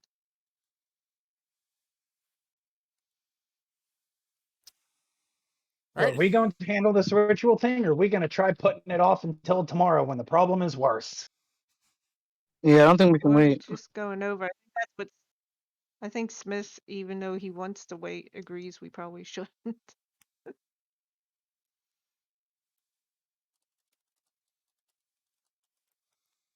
We're heading back over to the So island, I believe. Alright. we Cool. So, you guys make your way over to the island and you start to follow the pathway leading up. Is Anime going with you? yeah, if it seems like we've sent all the townsfolk and guard and children off to their I don't know, take care of themselves, I guess. Then Anime would, yeah, fly over. Okay. You guys up on the map. It's on the map. It's on the map. It's on the map. There's so many of fucking you. Why'd you The make what? so many U's? No, like I didn't actually mean it that way, but that is kind of funny that does work on a level. No, there's just so many in this group because there's 6 of everyone, or there's 6 people, so it's loading in that many, plus Iggy, plus Anime. It's just all kinds of crazy. Or am I supposed to say no? Anime flies away and I never just comes back. no, yeah, I just wanted to make sure that you were taking her and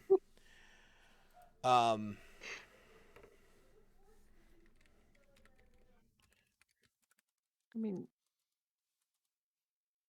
I had her helping mind the children, so yeah.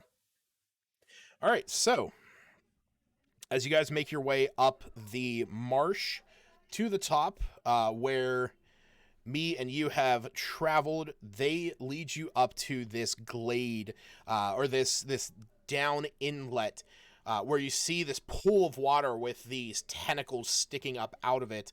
As I described earlier, in the center, there is a rocky outcropping that has this glowing light of a runic, or of a, not a runic, a ritual circle with a, with, kind of like a draped down onto this rocky surface. Fuck. I just get sent.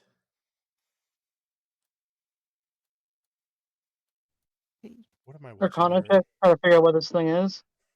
Or. Yeah, go ahead. Okay.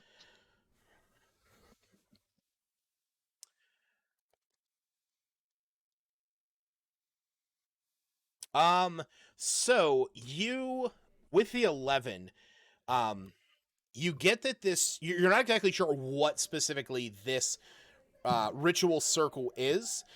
You can kind of make out some of the design from it from where you're back, because you are still pretty far back. It does appear to have the imagery of tentacles in it. So you imagine that this ritual circle might be creating the tentacles, but there appears to be more to it, as if the circle is doing more than just creating the tentacles. Give me 1 second. Ritual circle. All right, sorry about that. Would Dispel Magic do anything? Do I know? I mean, if you Or try, Counterspell? I mean, Counterspell would have to be cast against something in the process of being cast. Dispel Magic could work, if this was, of an appropriate level. Okay. I'm gonna try Dispel Magic. How? Oh, you have it at 3rd level. Okay. So I need apparently, I'm guessing. 1 second. I have to see something.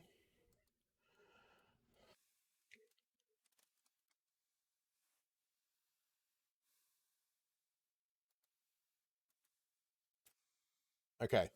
So I need you to make an Arcana check. Or yeah, you're going to have to roll to beat the DC. Okay. So what do I roll? You are going to. It equals 10 plus the spells. So you are making an ability check using your spell casting ability. Sorry. So that is going to be your. You're going to make an intelligence check. Do I need to do the same thing? But I only have a 4th level. Are you casting Dispel Magic as well? Yeah, would that give us advantage? How do you have Dispel Magic? Oh my god, you do have Dispel Magic. Mm-hmm. I mean, no, but you could cast it, and if his doesn't work, yours might work. Okay. Also cast Dispel Magic. It's in my rogue bullshit bonuses. No, it's not. That is my only fourth level, so that's the only reason I mentioned. I don't know. Yeah, I wouldn't use that quite yet. Okay. Yeah, Smith is going to. I didn't know if there was anything. I didn't know if you had anything like guidance or anything like that. I don't see anything. Okay, so go ahead and Smith and make an intelligence check. Just intelligence check, okay. Yeah, because it's gonna be a D20 plus 4, and this is gonna go against 10 plus the spells. Motherfucker. Okay. So yeah, you guys kind of like walk up over this. You guys walk up over this hill, leading to the center of the storm, as I described before. The wind here really isn't blowing; it's fairly calm. But in the center of this island, you see this rocky outcropping, these lights on it with this ritual circle on it, and you see these. You see these tentacles there in the water. They're kind of thrashing about. You see this ritual circle in the center. As you get there, I imagine me is kind of like, yeah, that's what we saw. Like, look at it. I shot the one, and like you're pointing to it. And Smith's just like, pulls out his book, casts a spell. Suddenly you just see all the tentacles starting to shrink and recede into the water until the light in the center of the of this rocky outcropping disappears and the ritual circle is gone. Motherfucker, Smith. me will just turn around and look at the group and be like, this is why I wanted you guys here. Unless you wanted me to do this on my own. So, but here's the thing. You see the ritual circle disappears. All the tentacles are now gone, but the storm is still there, and there still is a minor glow coming from the center of the pool. I pee in the pool. I mean, you can. Nothing stops you. I was just say, just pour stuff into it till it stops. That's the thing. I like the peeing idea a little better. Go ahead. Another Arcana check to figure out how we can get rid of this. So it appears as if there was two ritual circles. There was two spell circles there.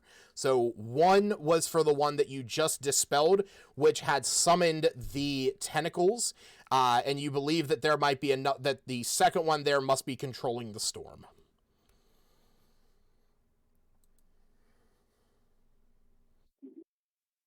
Wait, one more time. What did I dispel? You dispelled the one that was the one that summoned and persisted the tentacles.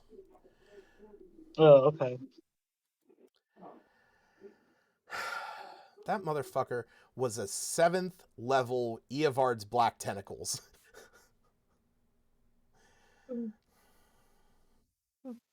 They were. Was that summoning something, or what? What does that do? I mean, it's technically like I did a homebrew bastardization of it, but Eovard's Black Tentacles is a 4th level conjuration that is squirming ebony tentacles fill a 20-foot square on the ground that you can see within range. When a creature enters the affected area, it must make a dex save, otherwise take 3d6 bludgeoning and be restrained.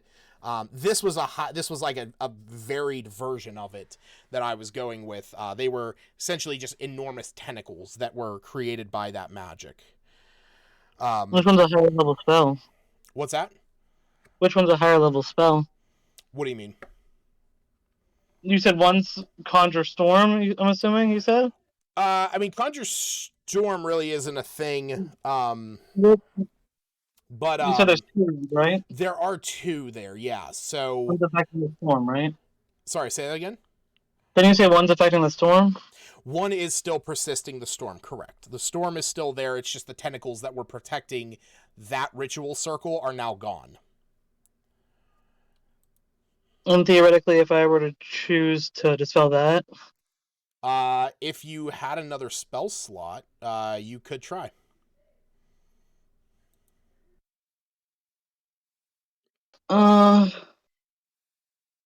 Which one's a higher level that I'm dispelling? Do I know that? You would not. You would not know. Can you tell me out of game? What's that? Can you tell me out of game? No. Can you give me the metagame knowledge that I promise I won't use? Basically, dispel magic, I choose which spell effect We're gonna move on here. Well, no, okay, yes. But the magic that was imbued into this space, the specifics of it would be if you dispelled it, you dispel the ward over top of it first. Then then the storm, then the circle that controls the storm would be next. Now, yes, normally it is the fact that you can choose a magical effect. You can pick which one it is. But it's kind of like if it was behind a, like a sphere of anti-magic. Like, you would have to get through one before you could get through the other. Okay. We'll try using the spell magic again. Yeah. It was Call Lightning. It was Call Lightning. You don't have to roll, because Call Lightning is a 3rd level spell. So yeah, you cast this. The glow from that pull just dissipates entirely. I literally can't remove that from the map, but you get the point. I don't, because I'm peeing. Yeah, that's true. You're casting this right as you just see Yu's Wang just there in the air. But yeah, as soon as you do start this, yelling, I did it, guys. Yeah, you 100% believe that you peeing into this is what stopped it. Wang is Wu's second cousin from the Frost Maiden. God. So yeah, as you are casting this, you see that it dispels, and the storm above you begins to quell and recede and dissipate till the skies are back to their normal gray. So, knows he didn't do it, but he's telling everybody he did it. Yeah. You like those rolls there, Lucas? I do. Yeah, you guys, I mean, obviously Smith is very well aware of what he did. But yeah, you guys, as soon as this happens, you see Smith, he pulls out his spell book, he does his thing, but you see you walks up there, starts peeing into it, and he comes back, he's like, I did it! I put it out with my pee! Okay. You sure did, buddy. You sure did. He just looks very disappointed and upset. He's like, yeah, let's just go. Can we find some place to rest, please? Yes. Well, judging by the storm's over with and everything else, we could probably meet up with the rest of the townsfolk and go from there. Yeah. Tell them what happened. All right. So. They're only like I'm gonna 30 seconds up the road. Yeah. I'm going to put you guys on here. Magic real quick. So you guys want to go and just regroup with the townsfolk up the island? Or, I mean, not up the island, but up the road a ways? Seems fair. What else are we going to do? Hunt down the elusive archer? Because I'm not into that. So. All right. So, you guys start to make your way up the road. I actually don't know if I still have that, one map. We're not trying to deal with the archer, are we? Sorry, say that again, Smith? Are we trying to deal with the archer? That's up to you guys. I'd rather Absolutely nothing. Forget the archer. I'm going to bed. You guys do what you want. I'm leaving them. We don't even know what they look like. We don't know what the archer looks like. We don't know. No idea. He vanished into the darkness. They'd have to actively try to attack us again before we knew who they were. For all you know, they could just be a townsfolk. That's why. Be one of those children. Were we watching those children while it happened? All right. Yes. The archer was watching the children and saw us go to the children. What form is the turtle currently in? Sorry, say that again? What form is you in? He's in his goblin form. Goblin form? Yep. I didn't even get a chance to read it. All right, so you guys start making your way. You guys. So do we know what he is, by the way? Sorry, what's that? Never mind. I'm more concerned about resting first, and then I'll think about what he is. Okay. But we still know what he is on right? the walk up. Yeah, I mean the fact that you watched him transform into a turtle and then transform into a goblin, and he was a green feathered Aarakocra. Yeah, you're not exactly sure what he is. I'm thinking about it more as things are calming down with everything. Because I did see him change, right? You just what? You did what? I did see him change. You said? Oh yeah. Yeah. You just watch him while you walk back to the yeah, pretty much. Okay. I mean, he did also try to change the color of Cephas's flames. Oh. Yeah. What does that have to do with what I look like? I mean, hey, I'm just saying, he's kind of acting sus. But yeah, so you guys make your way up the road. It's about an hour as you get up there, and once you do, you regroup with the rest of the town. You can see there is Captain Fitzpatrick. You also see that Uric and Mimicry are kind of up there as well, as they have sequestered themselves in with the guards to, stay safe, because they didn't. Uric was mostly afraid of being eaten by the tentacles, and has made his way up there. And it's, as you guys are getting up there, you can see that the townsfolk have gathered in that central gathering place that you met them before. As you approach, you see Griselda Copperrot standing before everyone, with Sergeant Yoram next to her, as he is kind of, like, looking at everything. The other part of them bringing everything over was getting all the bodies, and you can see that they have them all piled up on a cart that they gathered from the town. As it is a bit of a somber moment here for the townsfolk, as they are sort of grieving their dead. But as the rest of you start making your way up and you come into view, you see a couple folks. They turn around, hearing you make your way up, and they see you all, and they give a quick shout, as you hear one says, "They're back! The ones who saved the town!" You see Griselda you see Griselda look up, and Sergeant Yoram lifts his head, and they start to make their way over to you guys. Griselda moves up and... Oh, sorry, go ahead.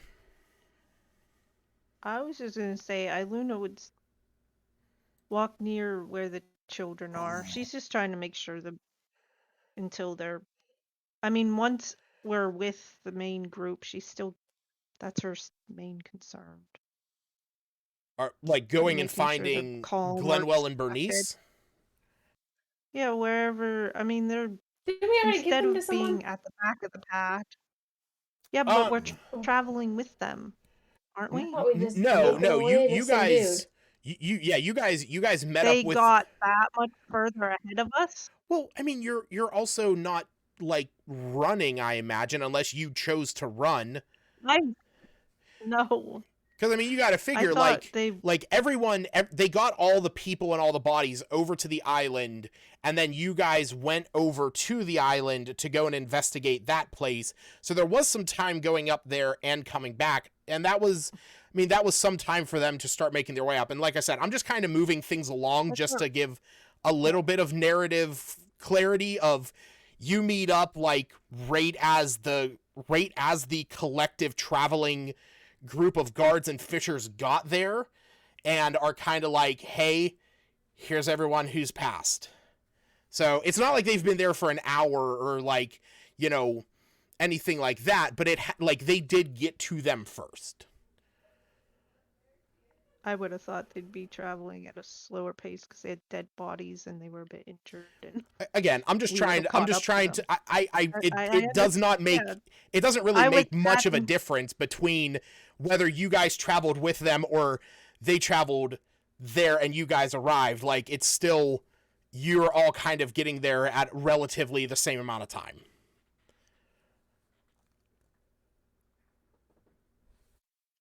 So, like I said, Griselda and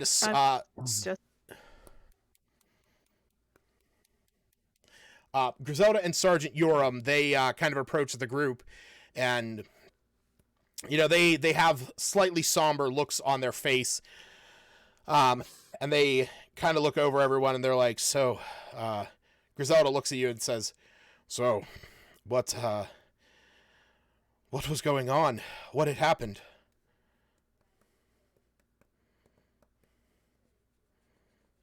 Some eldritch horrors, some magic bullshit, some cultists. And here you guys thought the issues was me and you. Well, I mean, eldritch horrors, what? Such as what? I mean, that doesn't really explain anything. You proceeded to actually burp during that as well. But, I mean, that doesn't really explain what happened. I mean, is the town safe? Are they gone? Is there anything we have to worry about? Can we return? We have to get these folks back to their homes. Only if we get a place to stay for the night. Well, there's an archer we've not located. He attacked Septis and me. No, I'm pretty sure me didn't get attacked by an archer.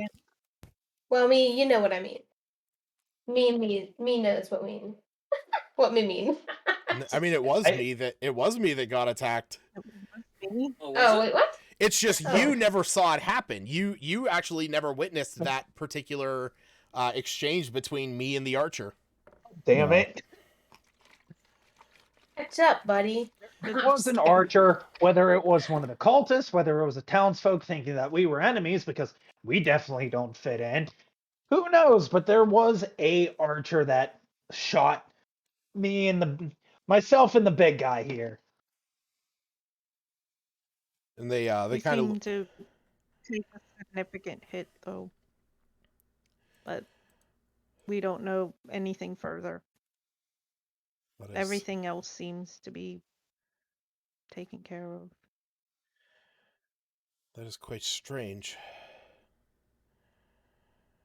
I'm not sure. I'll have the guards scan the town as soon as we get back. See if they're able to find anything and report back. I just hope that is going to quiet down after this. Nope. One can hope. Well, but besides from that, the town is safe. We should be able to return soon, and you hear some of the townsfolk in the back that kind of getting a little restless, and they're like, "Yeah, we want to go back. I got to get my stuff. I mean, if we're going to be out here for a while, we can't spend nights out here." You'll be fine. I've slept in worse. Well, I mean, sure, maybe you have, but I mean, I got my bed back there. Plus, I can't sleep without my teddy bear. I will say the town is very. I don't want to say in pieces, but there are some pieces of the town. So hopefully your teddy bear made it through. Well, I think that's even better choice. I think that's even a better reason why we need to get back there. Yeah, we could That's probably about make it. a fire with that. We can head back to town. We got the guards. You got us. So if the archer comes back, we've done enough work for this godforsaken job. You all wonder why I pay myself by robbing you. It's out of character laughing. That's funny. Albina's not gonna just start cracking up. They're just trying to maintain her composure. Serious. Yeah. All right. So. I would make sure those kids were taken care of. I assume the priest or whatever has. Yeah, Marigold gathered Brightshine. Yeah, if you're looking around for the kids, you'll see Marigold Brightshine kind of off to the side. He has his the group of children. You can see Bernice and Glenwell there, and all the other kids are like listening to them. They're listening to Glenwell tell the story of how he heroically saved and sequestered Bernice to safety. As long as they get relatively settled or taken care of. But she'd want to approach Griselda. Okay. Because as far as she's aware, Griselda seems in charge, yeah? I can't remember. She's the one that's she's the one that was appointed by Lord Neverember to oversee the reconstruction of Lylon. Okay. And see if she can pull her aside just a little bit and say, we came here to help you out, but we also were seeking refuge for the town members of Phandalin. What Their town has been decimated by dragons and cultists. When you say this, you kind of see now they're in the fortress of Axholm, if you know of it. I don't. But when you say that, you kind of see like a look of shock from those within earshot. And she says, Be so nosy. "What's that?" I said they shouldn't be so nosy. I'm joking.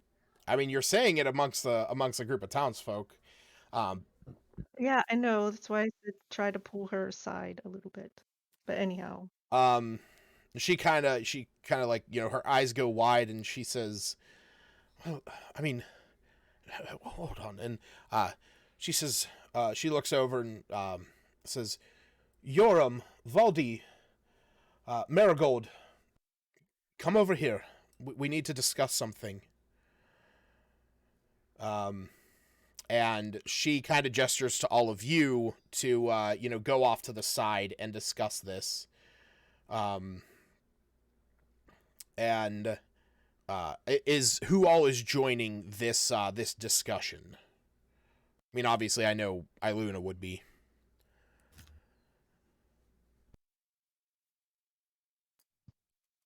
You will Discussion we join. have again? Okay, just silent. Discussion are we having? I'm so This is Griselda, Marigold, and Valdi, the half-elven fisher that you guys saw earlier.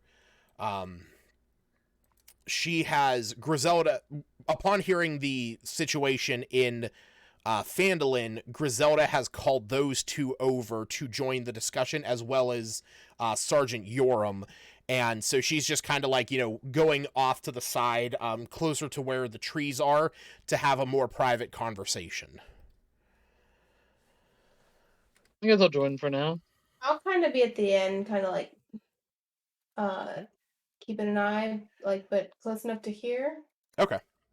So we have Griselda. Me is paying zero attention because he's too busy harassing the sailors about how he did all of this for the city and he doesn't get paid for it, so they should feel appreciative of him. They're all just kind of standing there like, they're like, well, with the amount of money you've taken from us over the years, we finally might be even. Say about that, I almost died back there. Maybe 100 more gold or so, and then I'll think about it. They kind of spit on your feet, and they're like, 100 gold? Yeah, like your life is worth that. The entire time, Me's just laughing because he's loving this. Yeah. What did you say, Smith? Just that he's exhausted and he wishes this conversation could wait till tomorrow. Yeah. Yeah, you like everyone's kind of like pulling over. Smith is like standing there, just like leaning up against his right next to him and just like, yeah. I hear ya. Like, it's like, can this wait? I just want to sleep. Yeah, I think this is like the first time, that that you guys have really gotten to the point of kind of being worn out. So yeah, with everyone pulled over, like I said, I just reposted the pictures of Griselda, Yoram, Marigold, and Valdi. As you all go over, Griselda kind of looks, she waits till everyone comes up, and she says, okay, well, if we're going to discuss this, I wanted to get their input. Let me introduce, you've already kind of met Marigold Brightshine. He's our local priest of Lathander, and he and his church were given rights to build the first temple in Lylon. The church paid handsomely for the honor, and Marigold and his staff are assisting in making sure that the workers get fed and cared for outside of their normal duties. And he kind of takes a prestigious bow, and she gestures over to the half-elf next to you, and she says, this is Valdi Estepar. She is a fisher tasked by Lord Neverember to oversee the fishing industry that's supposed to support the town as it's built. The fish that she and her subordinates catch feed the town, and the excess fish are cured and transported to the nearest cities for sale. As you know, and she gestures to Yoram, she says, he is the sergeant, and he is my immediate confidant. But she gestures to herself, Marigold, and Valdi, and she says, we comprise the Council of Lylon at this point. Time will only tell of what the townsfolk decide once things are more stable. But onto the matter at hand, you said that Phandalin was decimated. Decimated. What happened? Yeah, we the short of it is Shit hit the fan. they were attacked by at least one dragon. Definitely signs of two. You see their eyes go But wide. we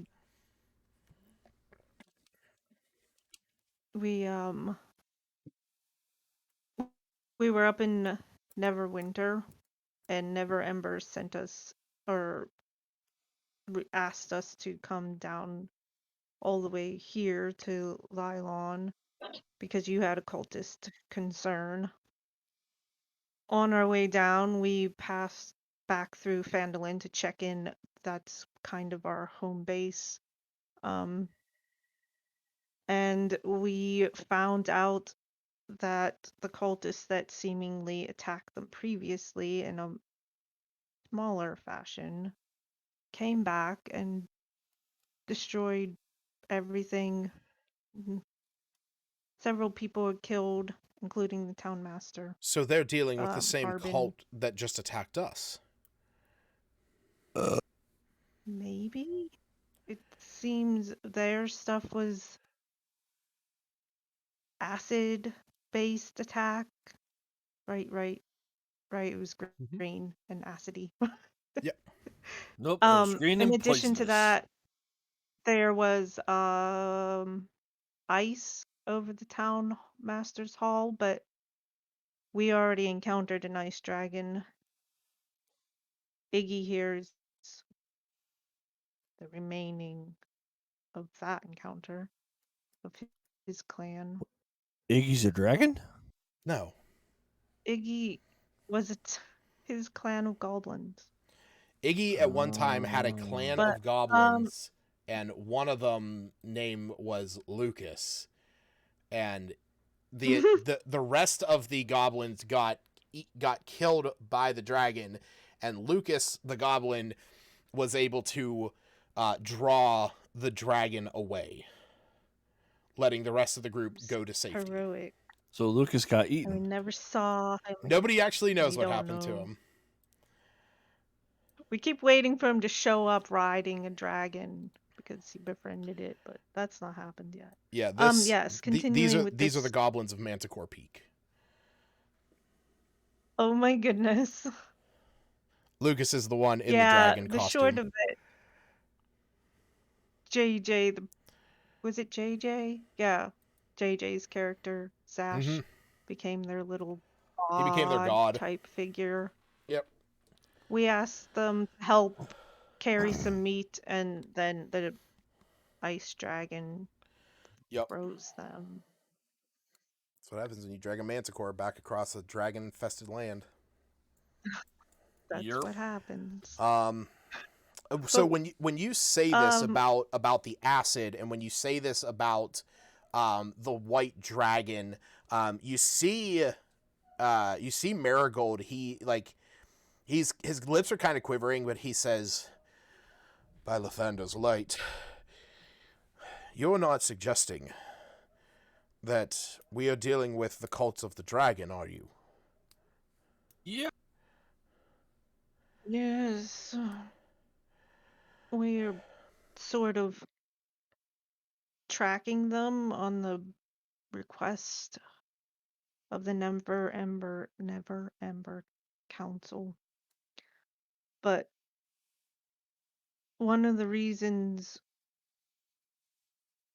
we came down here was seeking refuge that's more suitable for those townfolk of Phandalin. They're in a fortress. It's a stronghold. It's safe, but their town is destroyed, and they were hoping to come down here. Maybe they can help rebuild Lylon.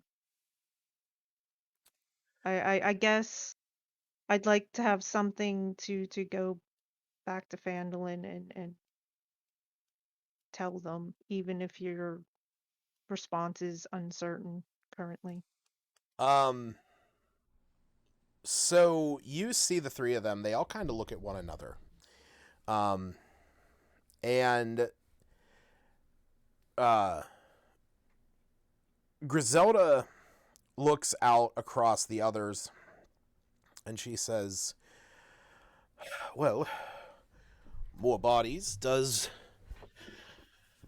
mean more security, means a faster reconstruction. And you see Marigold, he kind of peeks up and he says, yes, but that's also going to require more care. And Valdi kind of speaks up at the same time. She says, yes, and that would also require us feeding them more.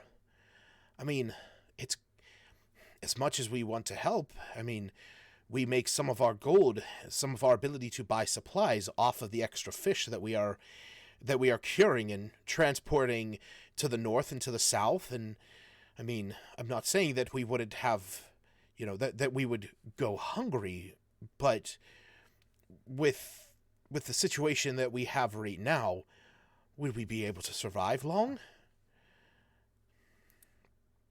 And she turns back to you, to the group, and she says, are these townsfolk, are they able to farm? I mean, Phandalin, from my knowledge, is a mining town. There's really no mines out here. You go 6 feet under and you're hitting water. I'm pretty sure they can do whatever you need them to do. At this point,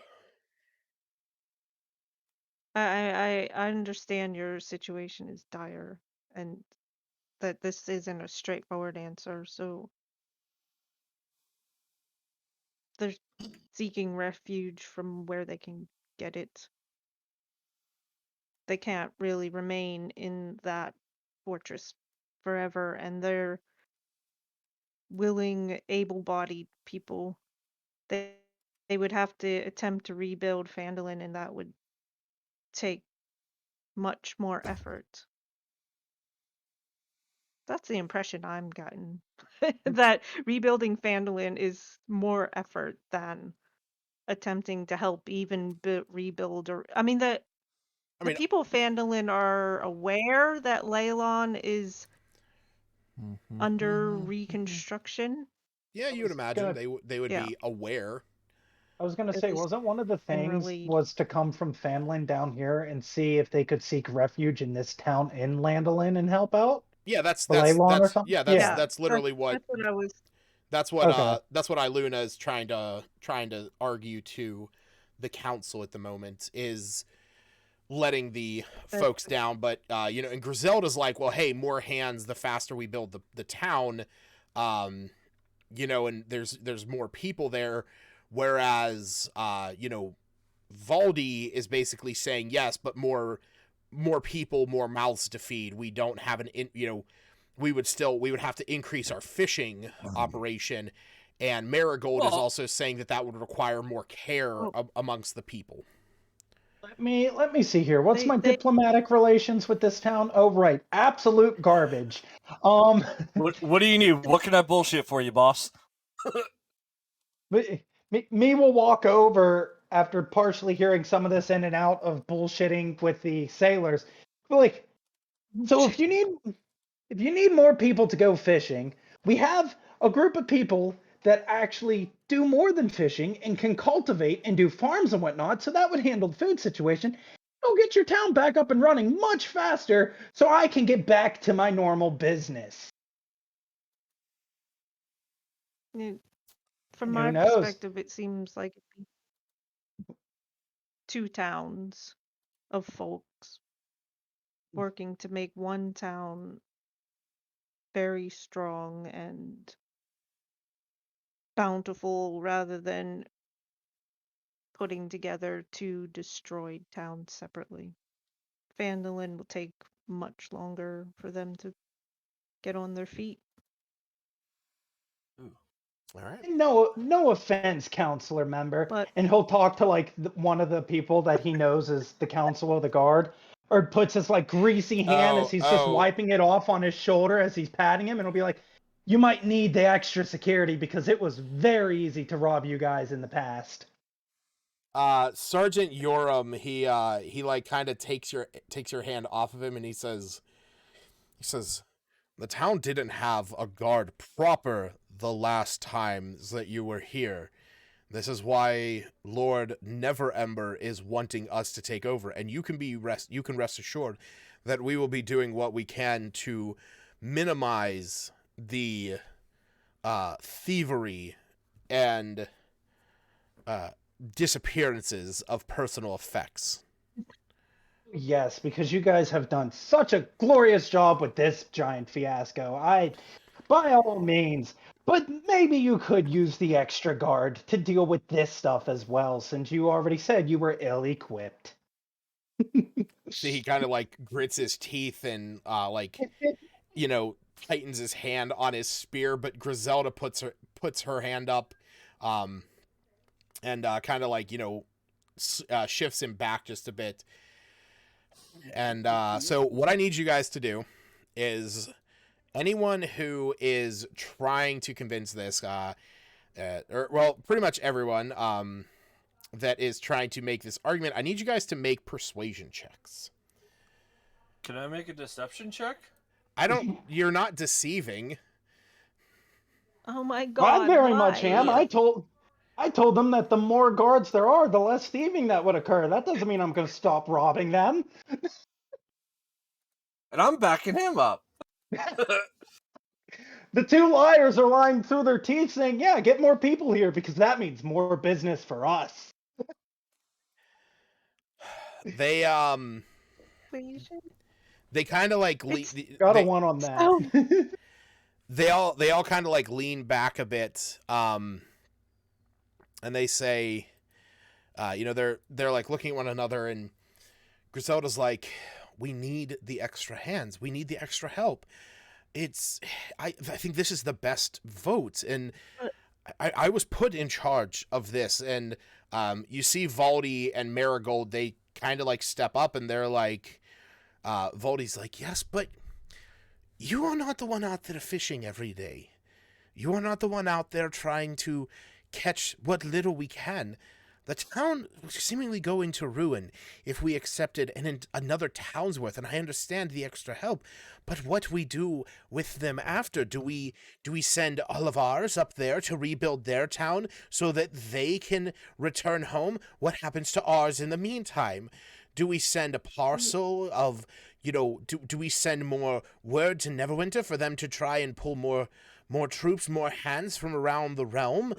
And Marigold kind of looks and he says, well, if the town is willing to allow us to build another church up there, I'm sure that the church would be more than happy to pay for some of the renovations. I cannot speak to the amount of aid that they would be able to provide, but it's possible that another one of my brethren, one who follows in the light of the morning Lord, would be able to join their ranks.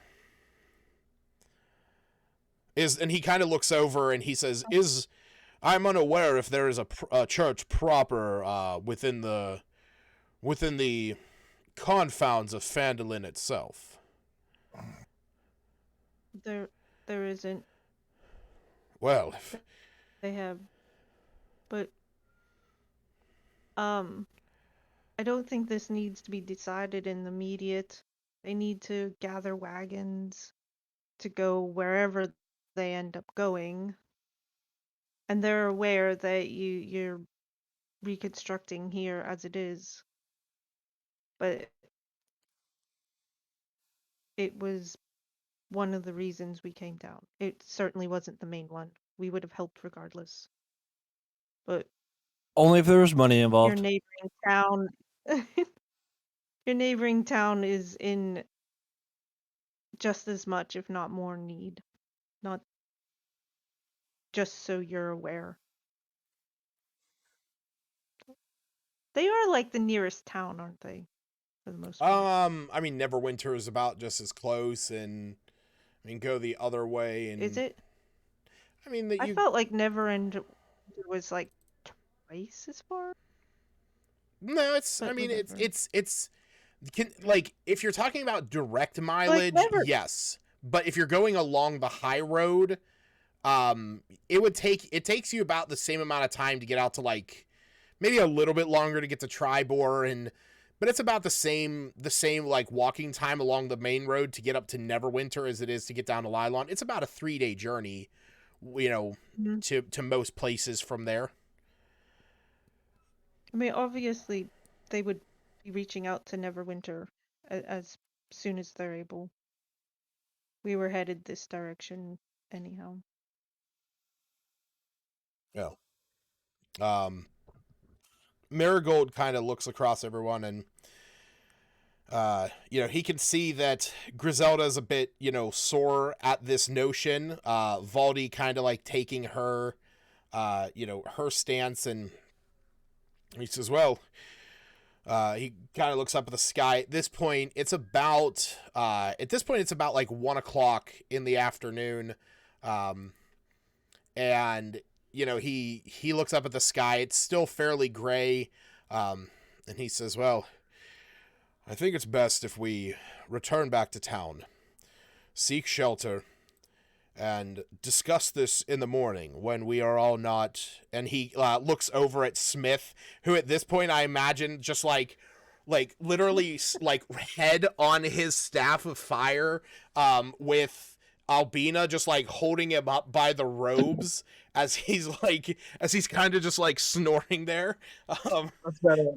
Just so exhausted.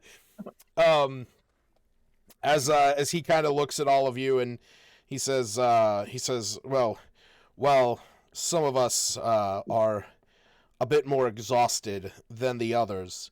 I think it is best that we take some time and get some sleep, do what we can, and get these townsfolk back to their houses. Agreed. You can't help them without helping yourself first. All right.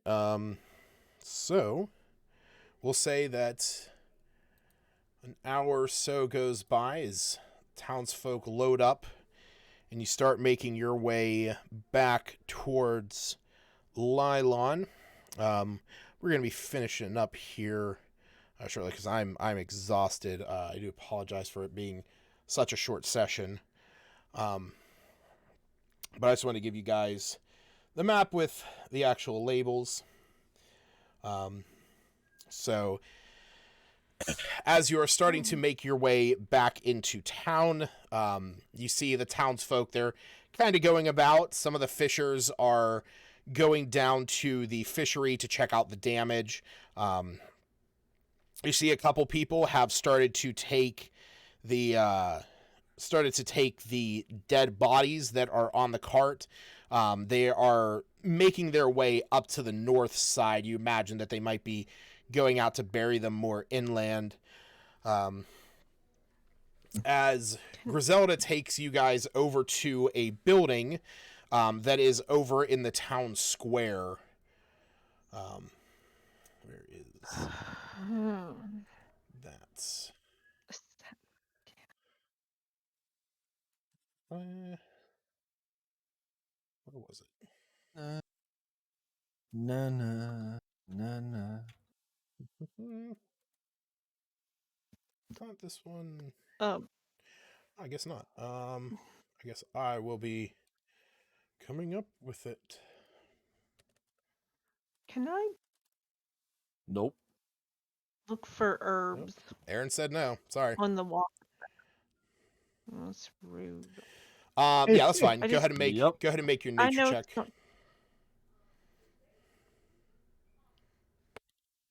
I just want hoof leaf. Ugh.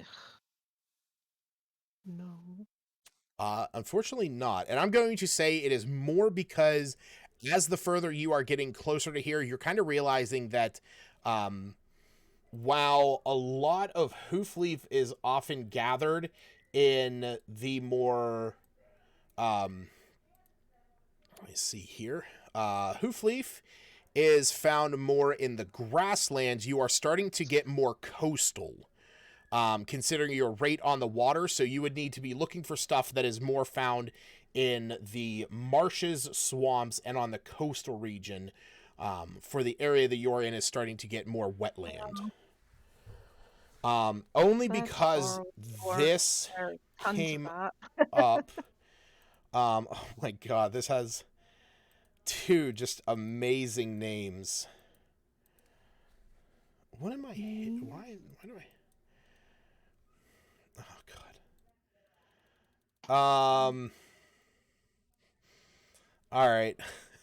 We're going with this one. I fucking love it. Yeah, so you guys are heading down into the town square. As you are, you see that most of the townsfolk are, like I said, they're kind of going back to different houses that are in various states of disrepair, as you can already see. Yeah, here it is. So as you get down there, you pass the the Shrine of Lathander down to the town square, where there is a small building that is set up there as a makeshift inn. God, I can't use this name. Why not? Oh no, this is perfect. No, I'm gonna put 2 of them together.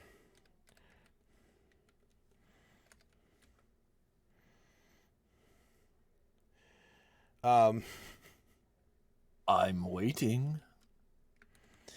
It is called the Temporary Sign Inn. As you see that this inn has a sign up that says temporary.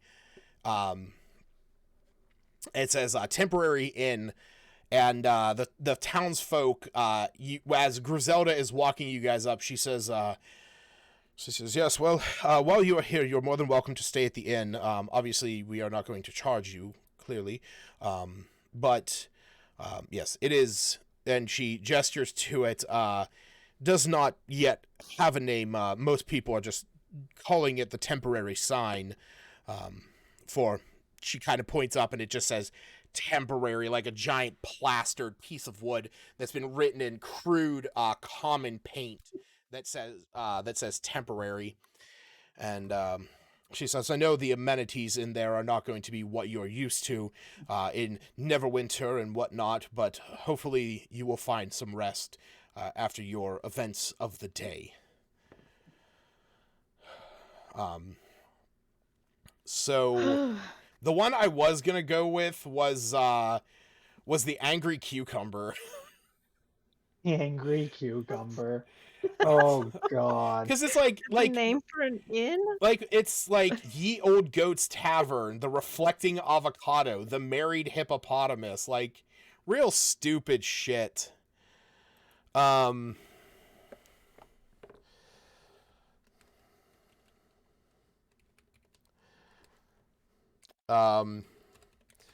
so, wants a drink. Yeah, I was gonna say. So it is currently about 3:00 in game. So you guys still do technically have a few hours before nightfall. I know Smith is probably wanting to get some sleep and restore his tank. If there's anything you guys want to do for like the next few hours, just let me know. Yes. Okay. Does drinking count as light activity? No, you cannot rest. You cannot get drunk. Like he wants to drink his long rest. You cannot drink your long rest away. No. Because it says, I no longer need to sleep and can't be forced. You gain benefits of a long rest while doing light activity. Okay, so the thing is that you would still succumb to alcohol poisoning. Okay with that. again, Fine, he'll and just that's change fine. to somebody with a bigger liver. You know what? That's fine. If you want to start making con saves to see how many levels of exhaustion you start taking after drinking that much, and to see if you fall unconscious and poisoned, be my guest. It's your call, but yeah, you won't get a long rest from that. All right. Yeah. Well, I guess you is just gonna walk around the town while everybody's sleeping. It's still the middle of the day. Maybe.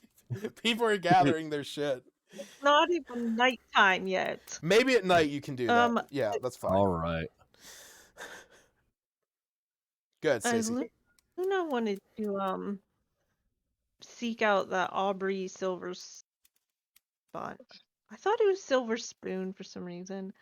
And because when he was mentioned by Never Ember or whatever, he seemed really interesting. I can't even remember, it was so long ago. But he had the store of whimsical things or whatever. Yep. It seemed to be a Silver place. Spot. Aubrey's Peculiarities shop. So she would want to know who he was and where that is. And granted, the town's been a bit, Nope. beat up. Yeah. But still, she's curious. I feel like way back when he was introduced, there was something I was looking for specifically, but I can figure that out later. And generally, where one might buy like potions or similar things. Let me see here.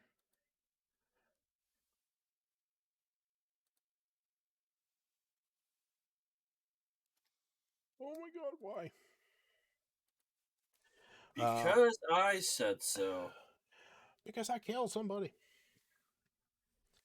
Alright, I gotta see. I have some ongoing, very old notes. P.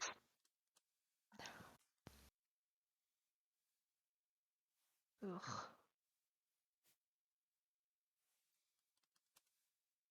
Are we near the full moon? I need to check. Are we near the full moon? No. That's like another week and a half, or that's like another full 10-day. Okay.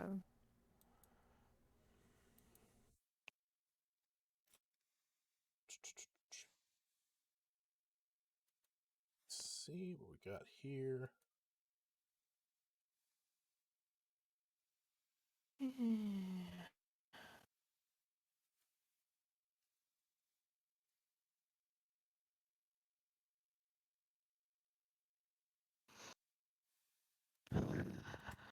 Oh my god, I gotta keep rolling dice. What are you doing? Okay, cool. I like that. So, yeah, Griselda, she looks at you whenever you ask her this, and she goes, oh yeah, he's back there, and she kind of points down, past the House of Thalavar, this giant, in the center of town. You guys kind of all see this, this tower rising up from this precipice in the center of town. But yeah, here it is. The House of Thalavar perches on a rocky crag in the center of town. She gestures. She's like, "It's just beyond there. He's right on the corner." Are you looking for anything specific with him? I mean, he's a bit of an oddball. Curious about particular things. And Never Ember mentioned him directly as a contact, so might as well say that I at least made introductions for the next time I see Never Ember. Yeah, he is up there. So do you head over there? Yes. Thank you. All right. So, while she is making her way over there, what is the rest of everyone else doing during these few hours of downtime?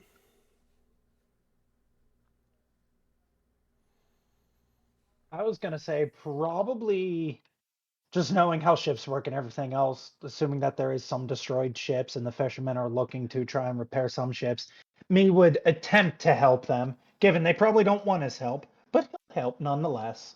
The entire time he's helping, he's bad mouthing them and everything else.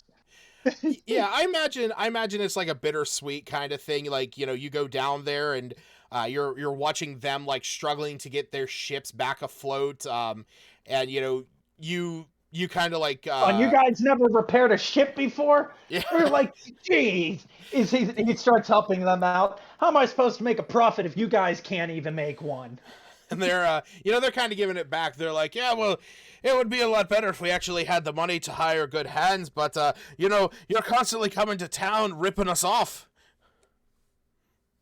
The hands you need are your two own. If you weren't that good at ship keeping, maybe you're just that bad at fishing.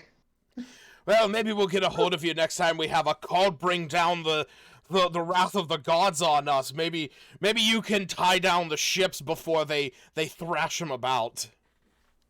Maybe if I'm in town and you're fast enough. So yeah, we'll say there's some friendly friendly sniping banner going back and forth amongst the group during this time. Smith, Hannah, Smith, Hannah, and Seftis. What is the fire brigade doing?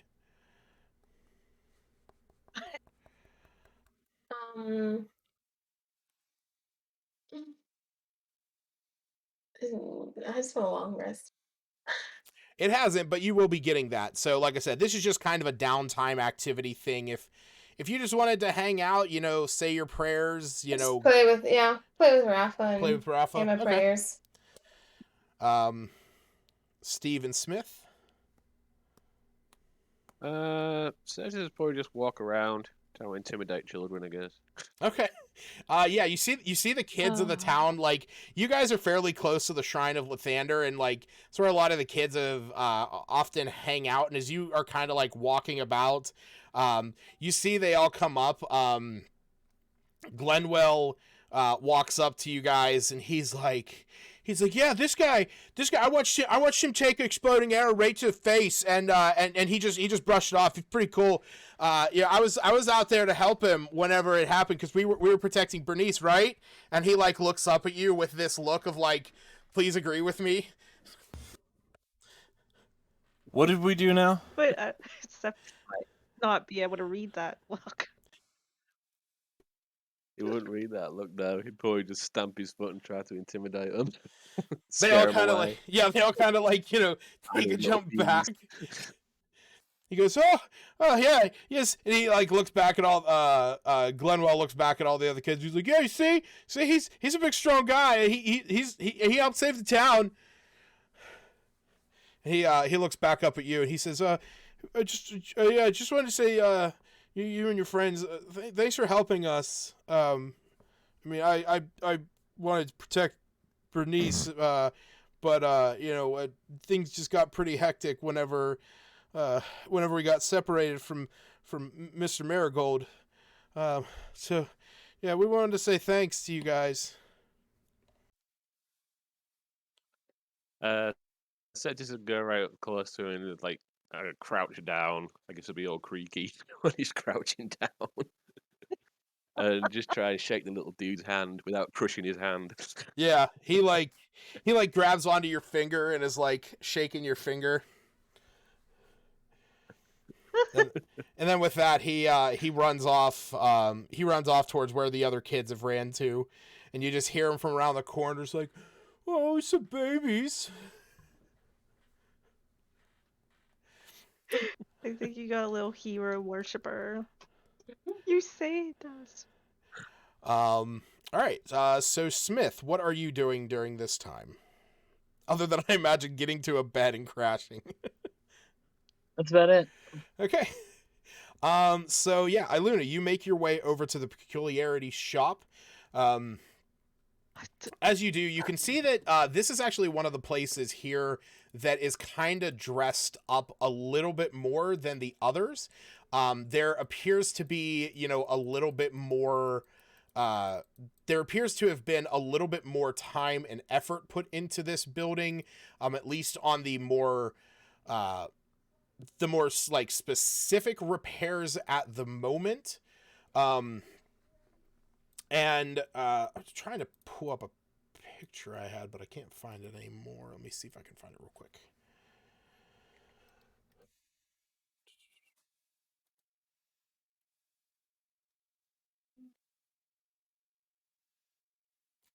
No, that wasn't it. I had the fuck.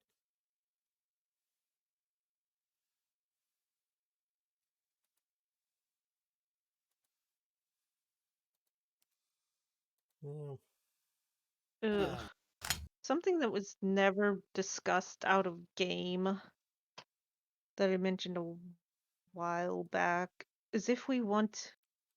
Well, we made that like get rid of chart if we wanted to the item. trade any of this stuff. yeah, that's up to you guys. 'Cause there are. Wait, what chart? I'm I sorry. know it kind of got left way on the Unresolved. very furthest. Yeah, back burner, 3 burners back. So, like, what we might get rid of because there's just there's handful I of think there was potions. only I like nearly brought the 3 potions people up, who but actually filled it out. Oh, you're talking about that spreadsheet that I put together. 'cause I put Yeah. everything that's in the bag of holding in my equipment just so I can see it in a big list, and Yeah, but I'm just yeah, very well aware of what's I there, mean, and it just seems like way too many things that we're not yeah, using. I'll But that share. doesn't need to be discussed right Yeah, now. I'll share that as after this, and then we'll go from there.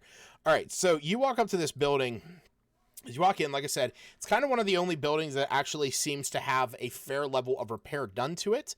As you walk in, the inside of it is kind of more ostentatious than the outside would appear to tell. And as you walk in, you see this man dressed in more finery clothing. As you hear a small chime above your head sound as you go in. And Dingetter's done. And he turns around to see you, and he says, oh, why, hello, darling. How may I help you? Ah, you were one of the ones that helped save the town from those ne'er-do-wells. How may I be of service? Oh my goodness. She would extend her hand and say, I'm Iluna. We came We come in here peace. in part as a favor to Lord Neverember.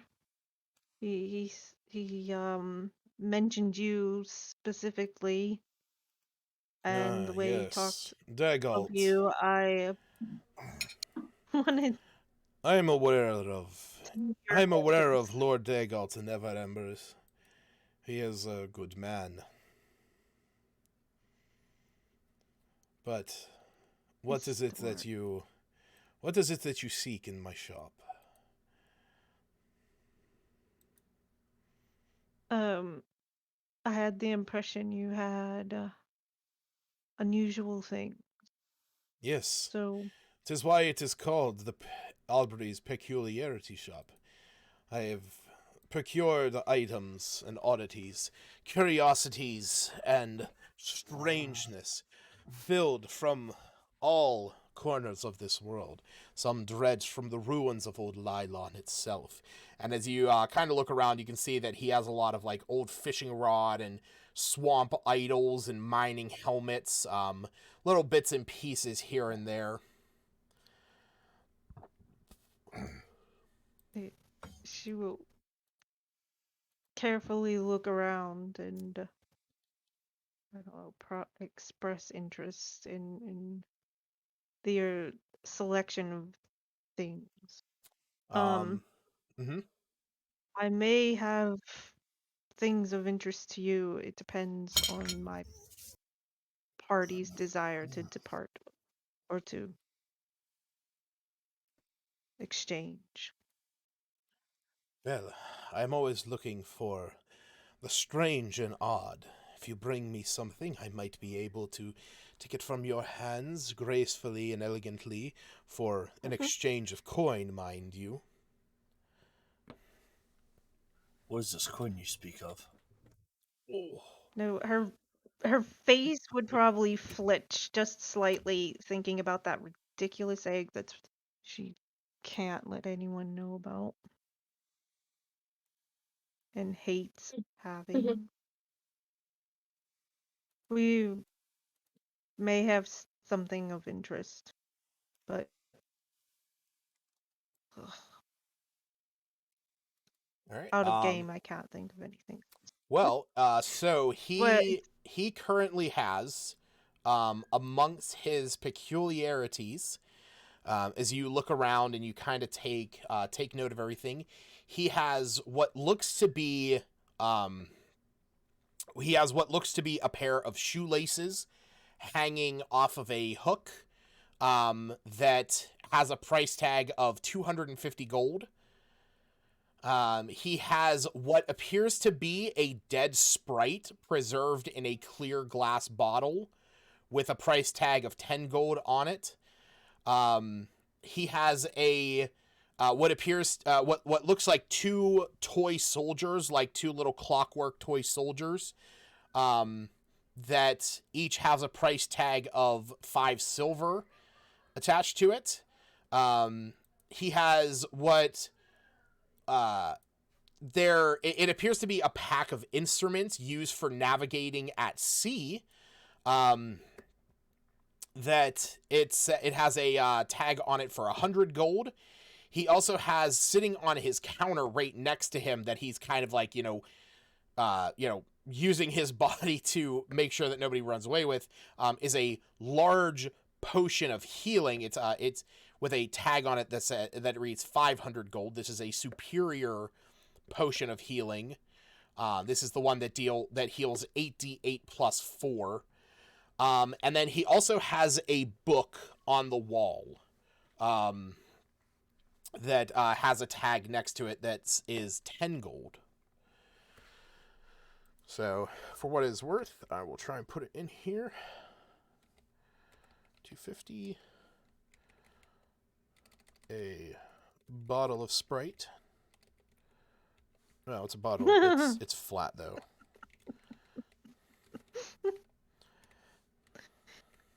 Flat Sprite's gross. Yes, it is. With like uncarbonated Mountain Dew. For some odd reason in this shop, why do I see a child riding a polar bear and it says Coca-Cola? God damn it. We missed. There was no last session for this, which I don't blame you. That was fucked. Yeah. But I gotta get my Frost Maiden jokes in one way or another. Yeah, damn no, it. that's fine, dude. This whole fucking week, it was like Sunday we had the pipes burst and the damage to the house. Monday was the snow. Tuesday, my battery died and I had to drop $220 on that. Then that day, my battery to what? My car's battery was completely dead. I even had them like check it at the auto parts store because I was able to get it kicked on, but it was like beyond. So that day, my grandmother had a hyperglycemic attack, was taken to the hospital, was found out to be COVID positive. I don't think I knew that. Oh yeah. My grandmother's in the hospital. Yeah, I knew about the hospital part, but I don't remember you telling us the COVID positive. Yeah, she is. She's getting a little better. She's starting to manage a little better. She's alert. She's active. Is she vaccinated? She's not. Oh no, yes she is. She doesn't have her booster though, but she is vaccinated. but I mean, I got my booster Friday. She's also like 80 some years old. Yeah. Shoot. Yeah, my aunt's actually been on a ventilator for 3 weeks now. Yeah, well, and kind of along that line, yesterday we found out that my uncle passed away from being on COVID for a few weeks. Oh, man. And Kaylee's car, her battery also died the other day. She had to go and get a battery as well. So yeah, this all just hit me in the last week, and it's there's been I bet many. I can't. Go ahead. I'm sorry. I was just gonna say there's been a few nights where I'm just like laying in my room, like staring at the ceiling, just like, huh.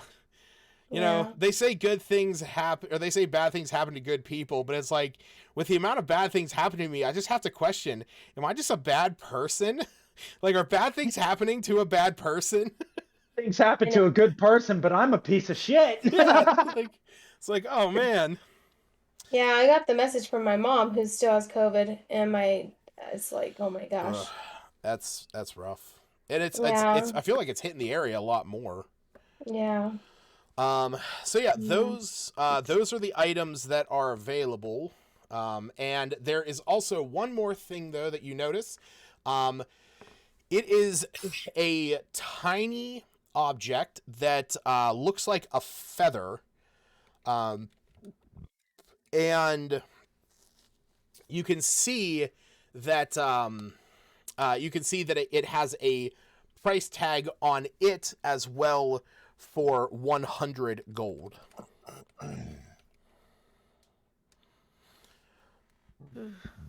So few items in this shop. What'd you say? Buy the feather? Yep. I found. Hold on.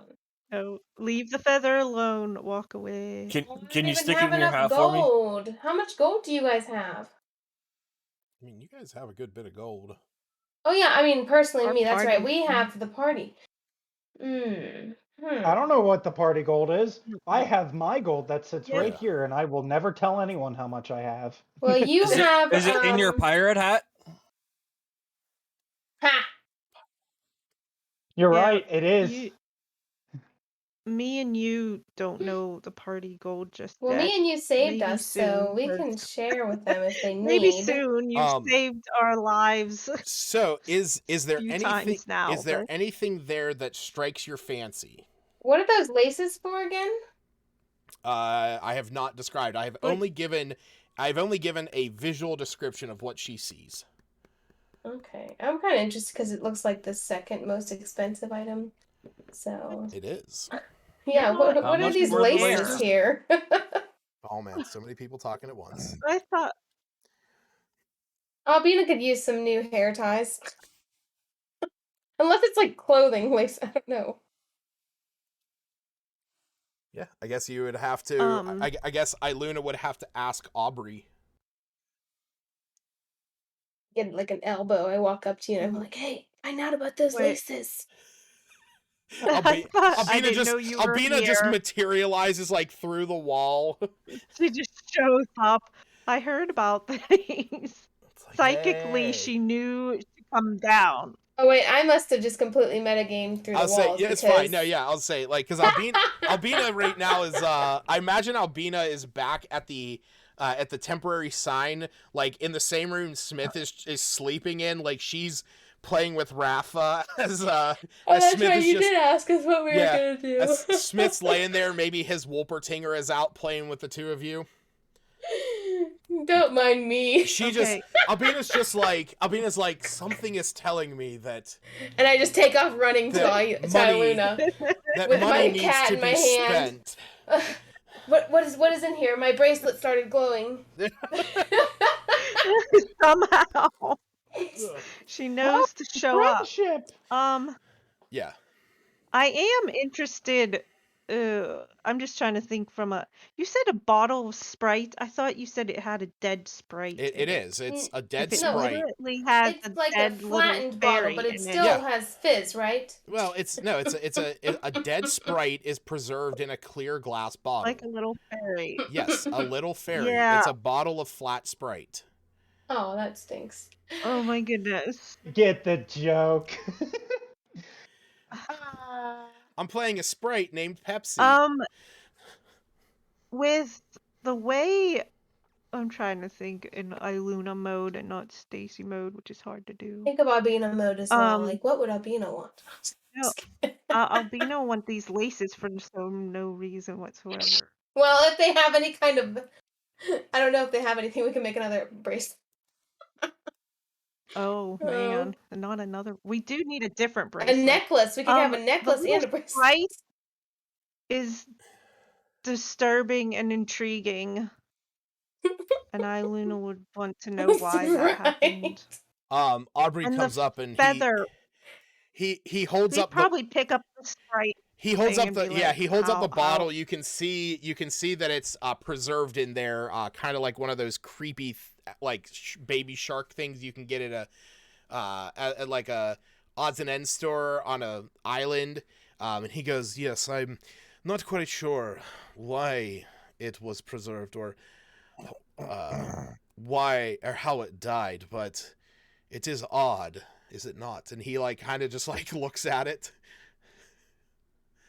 He sets it back down on the counter. She would pick it up. It is odd. Yes. Yes, it is. That is my specialty. Peculiarities and curiosities. Everything in here is exactly as you said. Peculiar.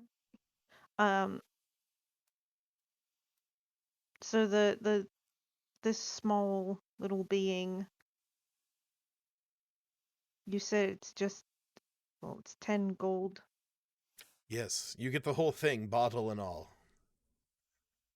Oh, thank goodness. I wouldn't know what to do with it if it wasn't in the bottle. Can you tell me more of this feather? Yes, this feather, you see, it is, well, it might just look like a tiny feather. It can be, this one in particular, should you ever wish for a tree, you simply throw it to the ground, and up will sprout a mighty oak tree.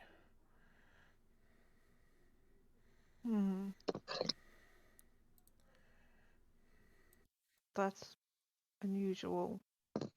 However, I saw a ladder made out of a banana before. Oh, so nothing. Now that is interesting. You'll have to tell me of the genius who came up with that.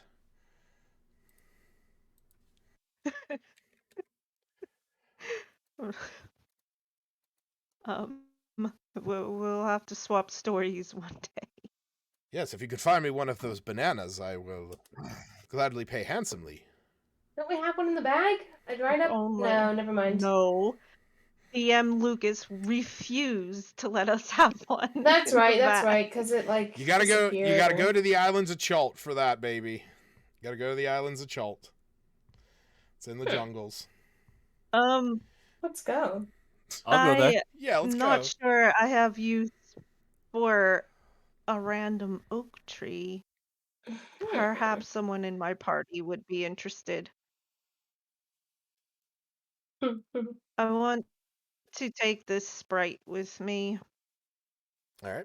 Maybe it'll be a good luck charm. He takes off the little price tag that says 10 gold and hands it to you, and he holds out his hand, waiting for the payment.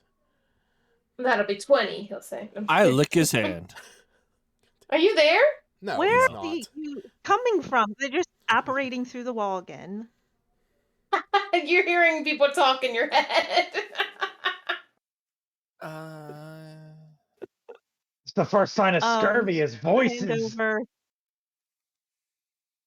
the 10. Okay. Man, Iluna has no money in her own possession. She uses her own money. Just run out and find one of us. Hurry. I'm just kidding. Just kidding. It's an item of whimsy. She takes one more look around and thanks him for his time. No more questions, I see. Well, come on back when you have more time. I do get lucky every now and again with the travelers that go from city to city. They might bring some new items here and there, so stop by occasionally, if you will. This is quite an interesting shop. Yes. I hope to come back. Your voice you're using for him is creeping me out. Good. At least he's not Russian. Yes. At least it is not Russian. That can't be. That's what's his name's voice. No. The other what's his names? The three other. Yeah, I'll say all my voices that are basically the same. The only They one recycle at some the only one points. that it's even close to is Zelene Varnaster. I love Zelene's voice. Yeah. Every time I hear a Russian accent now, I get PTSD because of Frostmaiden. This is your fault, Lucas. Oh yeah. Yeah, the Russian accent over there. No, I'm just kidding. I just get severe PTSD every time. Yeah, Privyet, comrade. No, I will let black snakes everywhere. Wait a minute. I didn't see the journal. What? Yeah, I said there was a book. I was going by... Oh, a book on the wall. Yeah. Nobody asked about the book on the wall. I mean, you didn't ask about literally anything other than this thing that I described visually first and foremost, which was a Sprite in a bottle. I'm uninterested in all those things. Okay. Are you curious about the journal? The book on the wall. Yes. Yeah, we'll say that you spot it as you're walking out. You can see that it has a price tag of 10 gold on it. And as you kind of stop and ponder it, Aubrey walks up next to you and he says, "Oh, I see that you have spotted the ancient journal that I have uncovered from the depths of a barrel that was found in a traveler's bin. It appears to be of a mysterious origin," as he, gracefully grabs it down from the shelf and opens up to the first page. The words written in this are unrecognizable and just massively indecipherable script, that which you would imagine might be from a child's handwriting. But beyond that, it is filled with doodles of hearts and flowers.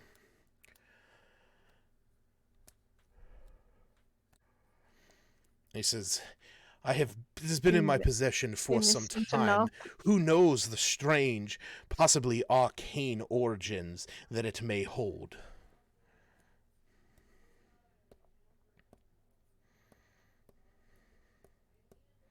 So if I flip through it, I don't see anything particularly eye-catching. Nope, the words written in it are unrecognizable and indecipherable. Beyond that, it just has... there were pictures and stuff. Yeah, there's doodles of hearts and shapes and flowers and... That's about it.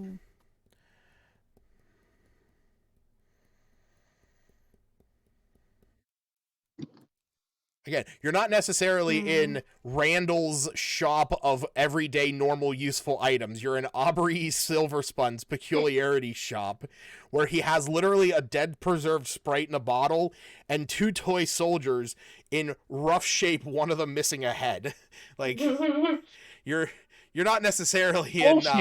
I come into this corner store and you're trying to sell me flat Sprite instead of it still carbonated? Yeah. I want a refund. Literally only 3 items out of all this are actually anywhere decent. Can't afford I don't want a large potion of healing. That's something the party can decide on. Yeah. And I want the interesting little Sprite. Yeah, it's fine. Oh, random shoelaces. She doesn't even have shoes. Oh, they're shoelaces. Interesting. As you hear something is speaking in your head. I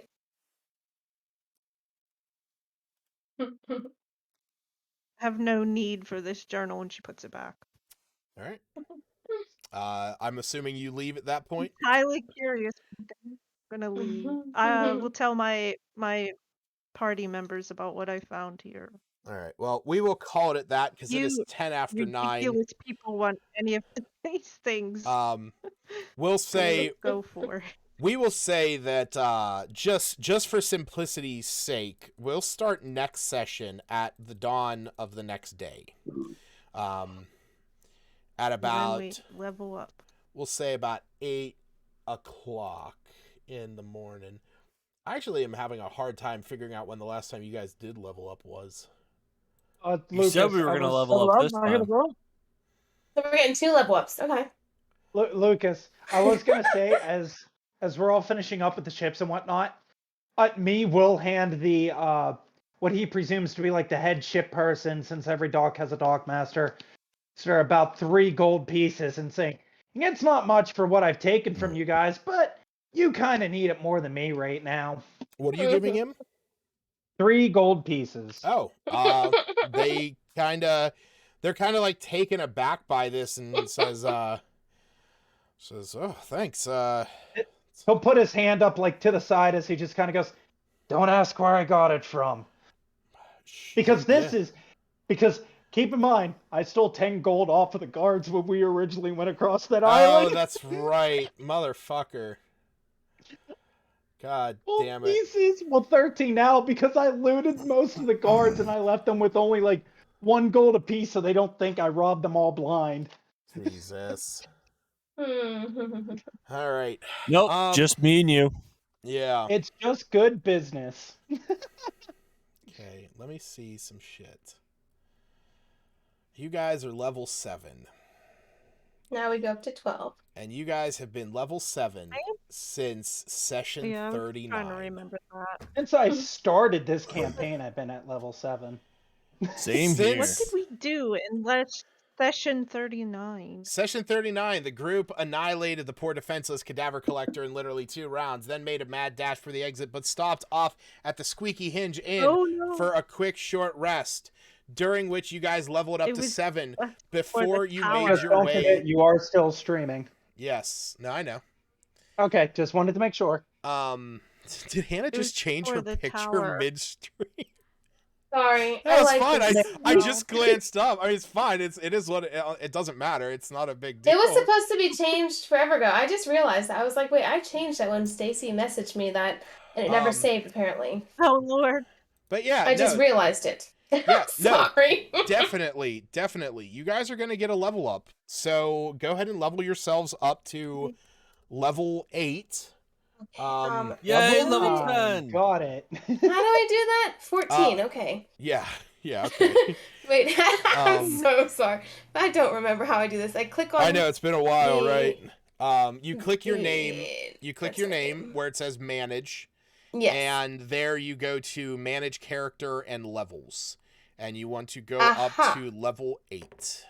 So 15. 7 plus 8. And so keep in mind, and this is something that I wanted to remind you guys of. Level 8 for all characters, unless you're multi-classing, which I know none of you are, is the point where you can take an ability score increase, you can either take a feat, or, as I have said numerous times in the past, you can also take a talent in the place of an ASI. So, just keep that in mind. They are pinned in the Discord. If you go up to the pins in P5, the very bottom one is D&D books. You have talents 1, 2, and 3. Book 1 is a lot of the base classes and races. There's also some like generic combat and miscellaneous ones. Talent 2 are more relating to the classes or the races and subclasses that were added in later expansions. Plus, I think that one's more for that. And then Talents 3 is probably one that you can ignore because it is almost all for multi-class, but there are some racial and class ones in there, but a lot of it has to do with whatchamacallit, with multi-classing. So Again, the rules that I employ, and I'm going to put it in the chat. You can take your ASI, your ability score increase, can be +1 to 2 stats, or to 2 scores. It can be the ASI of, or no, it can be, yeah, it can be +1 to 2 or +2 to 1 score. You can also do an 2. What? No. Nothing. You can do +1 ASI to 1 score and a talent, or you can do a feat. Or you can just take 2 talents. I'm currently staring at backwards fucking pegantry. Okay, that is a very specific one. You can't take that one. That this is good. I'm glad you said that. Well, I guess I don't necessarily know. Wait, I forget what that even is. Let me read that. You can take a reaction action to contort your body and avoid as a reaction. When devastating targeted blow. by an attack, you can make an acrobatics check against the attacking creature's roll to hit. On a success, you nimbly dodge around the attack and take no damage. On a failure, it hits as normal. You know what? I'll say it. If you want to take that, if you feel so interested in taking that, be my guest. I'm gonna stop the stream, by the way.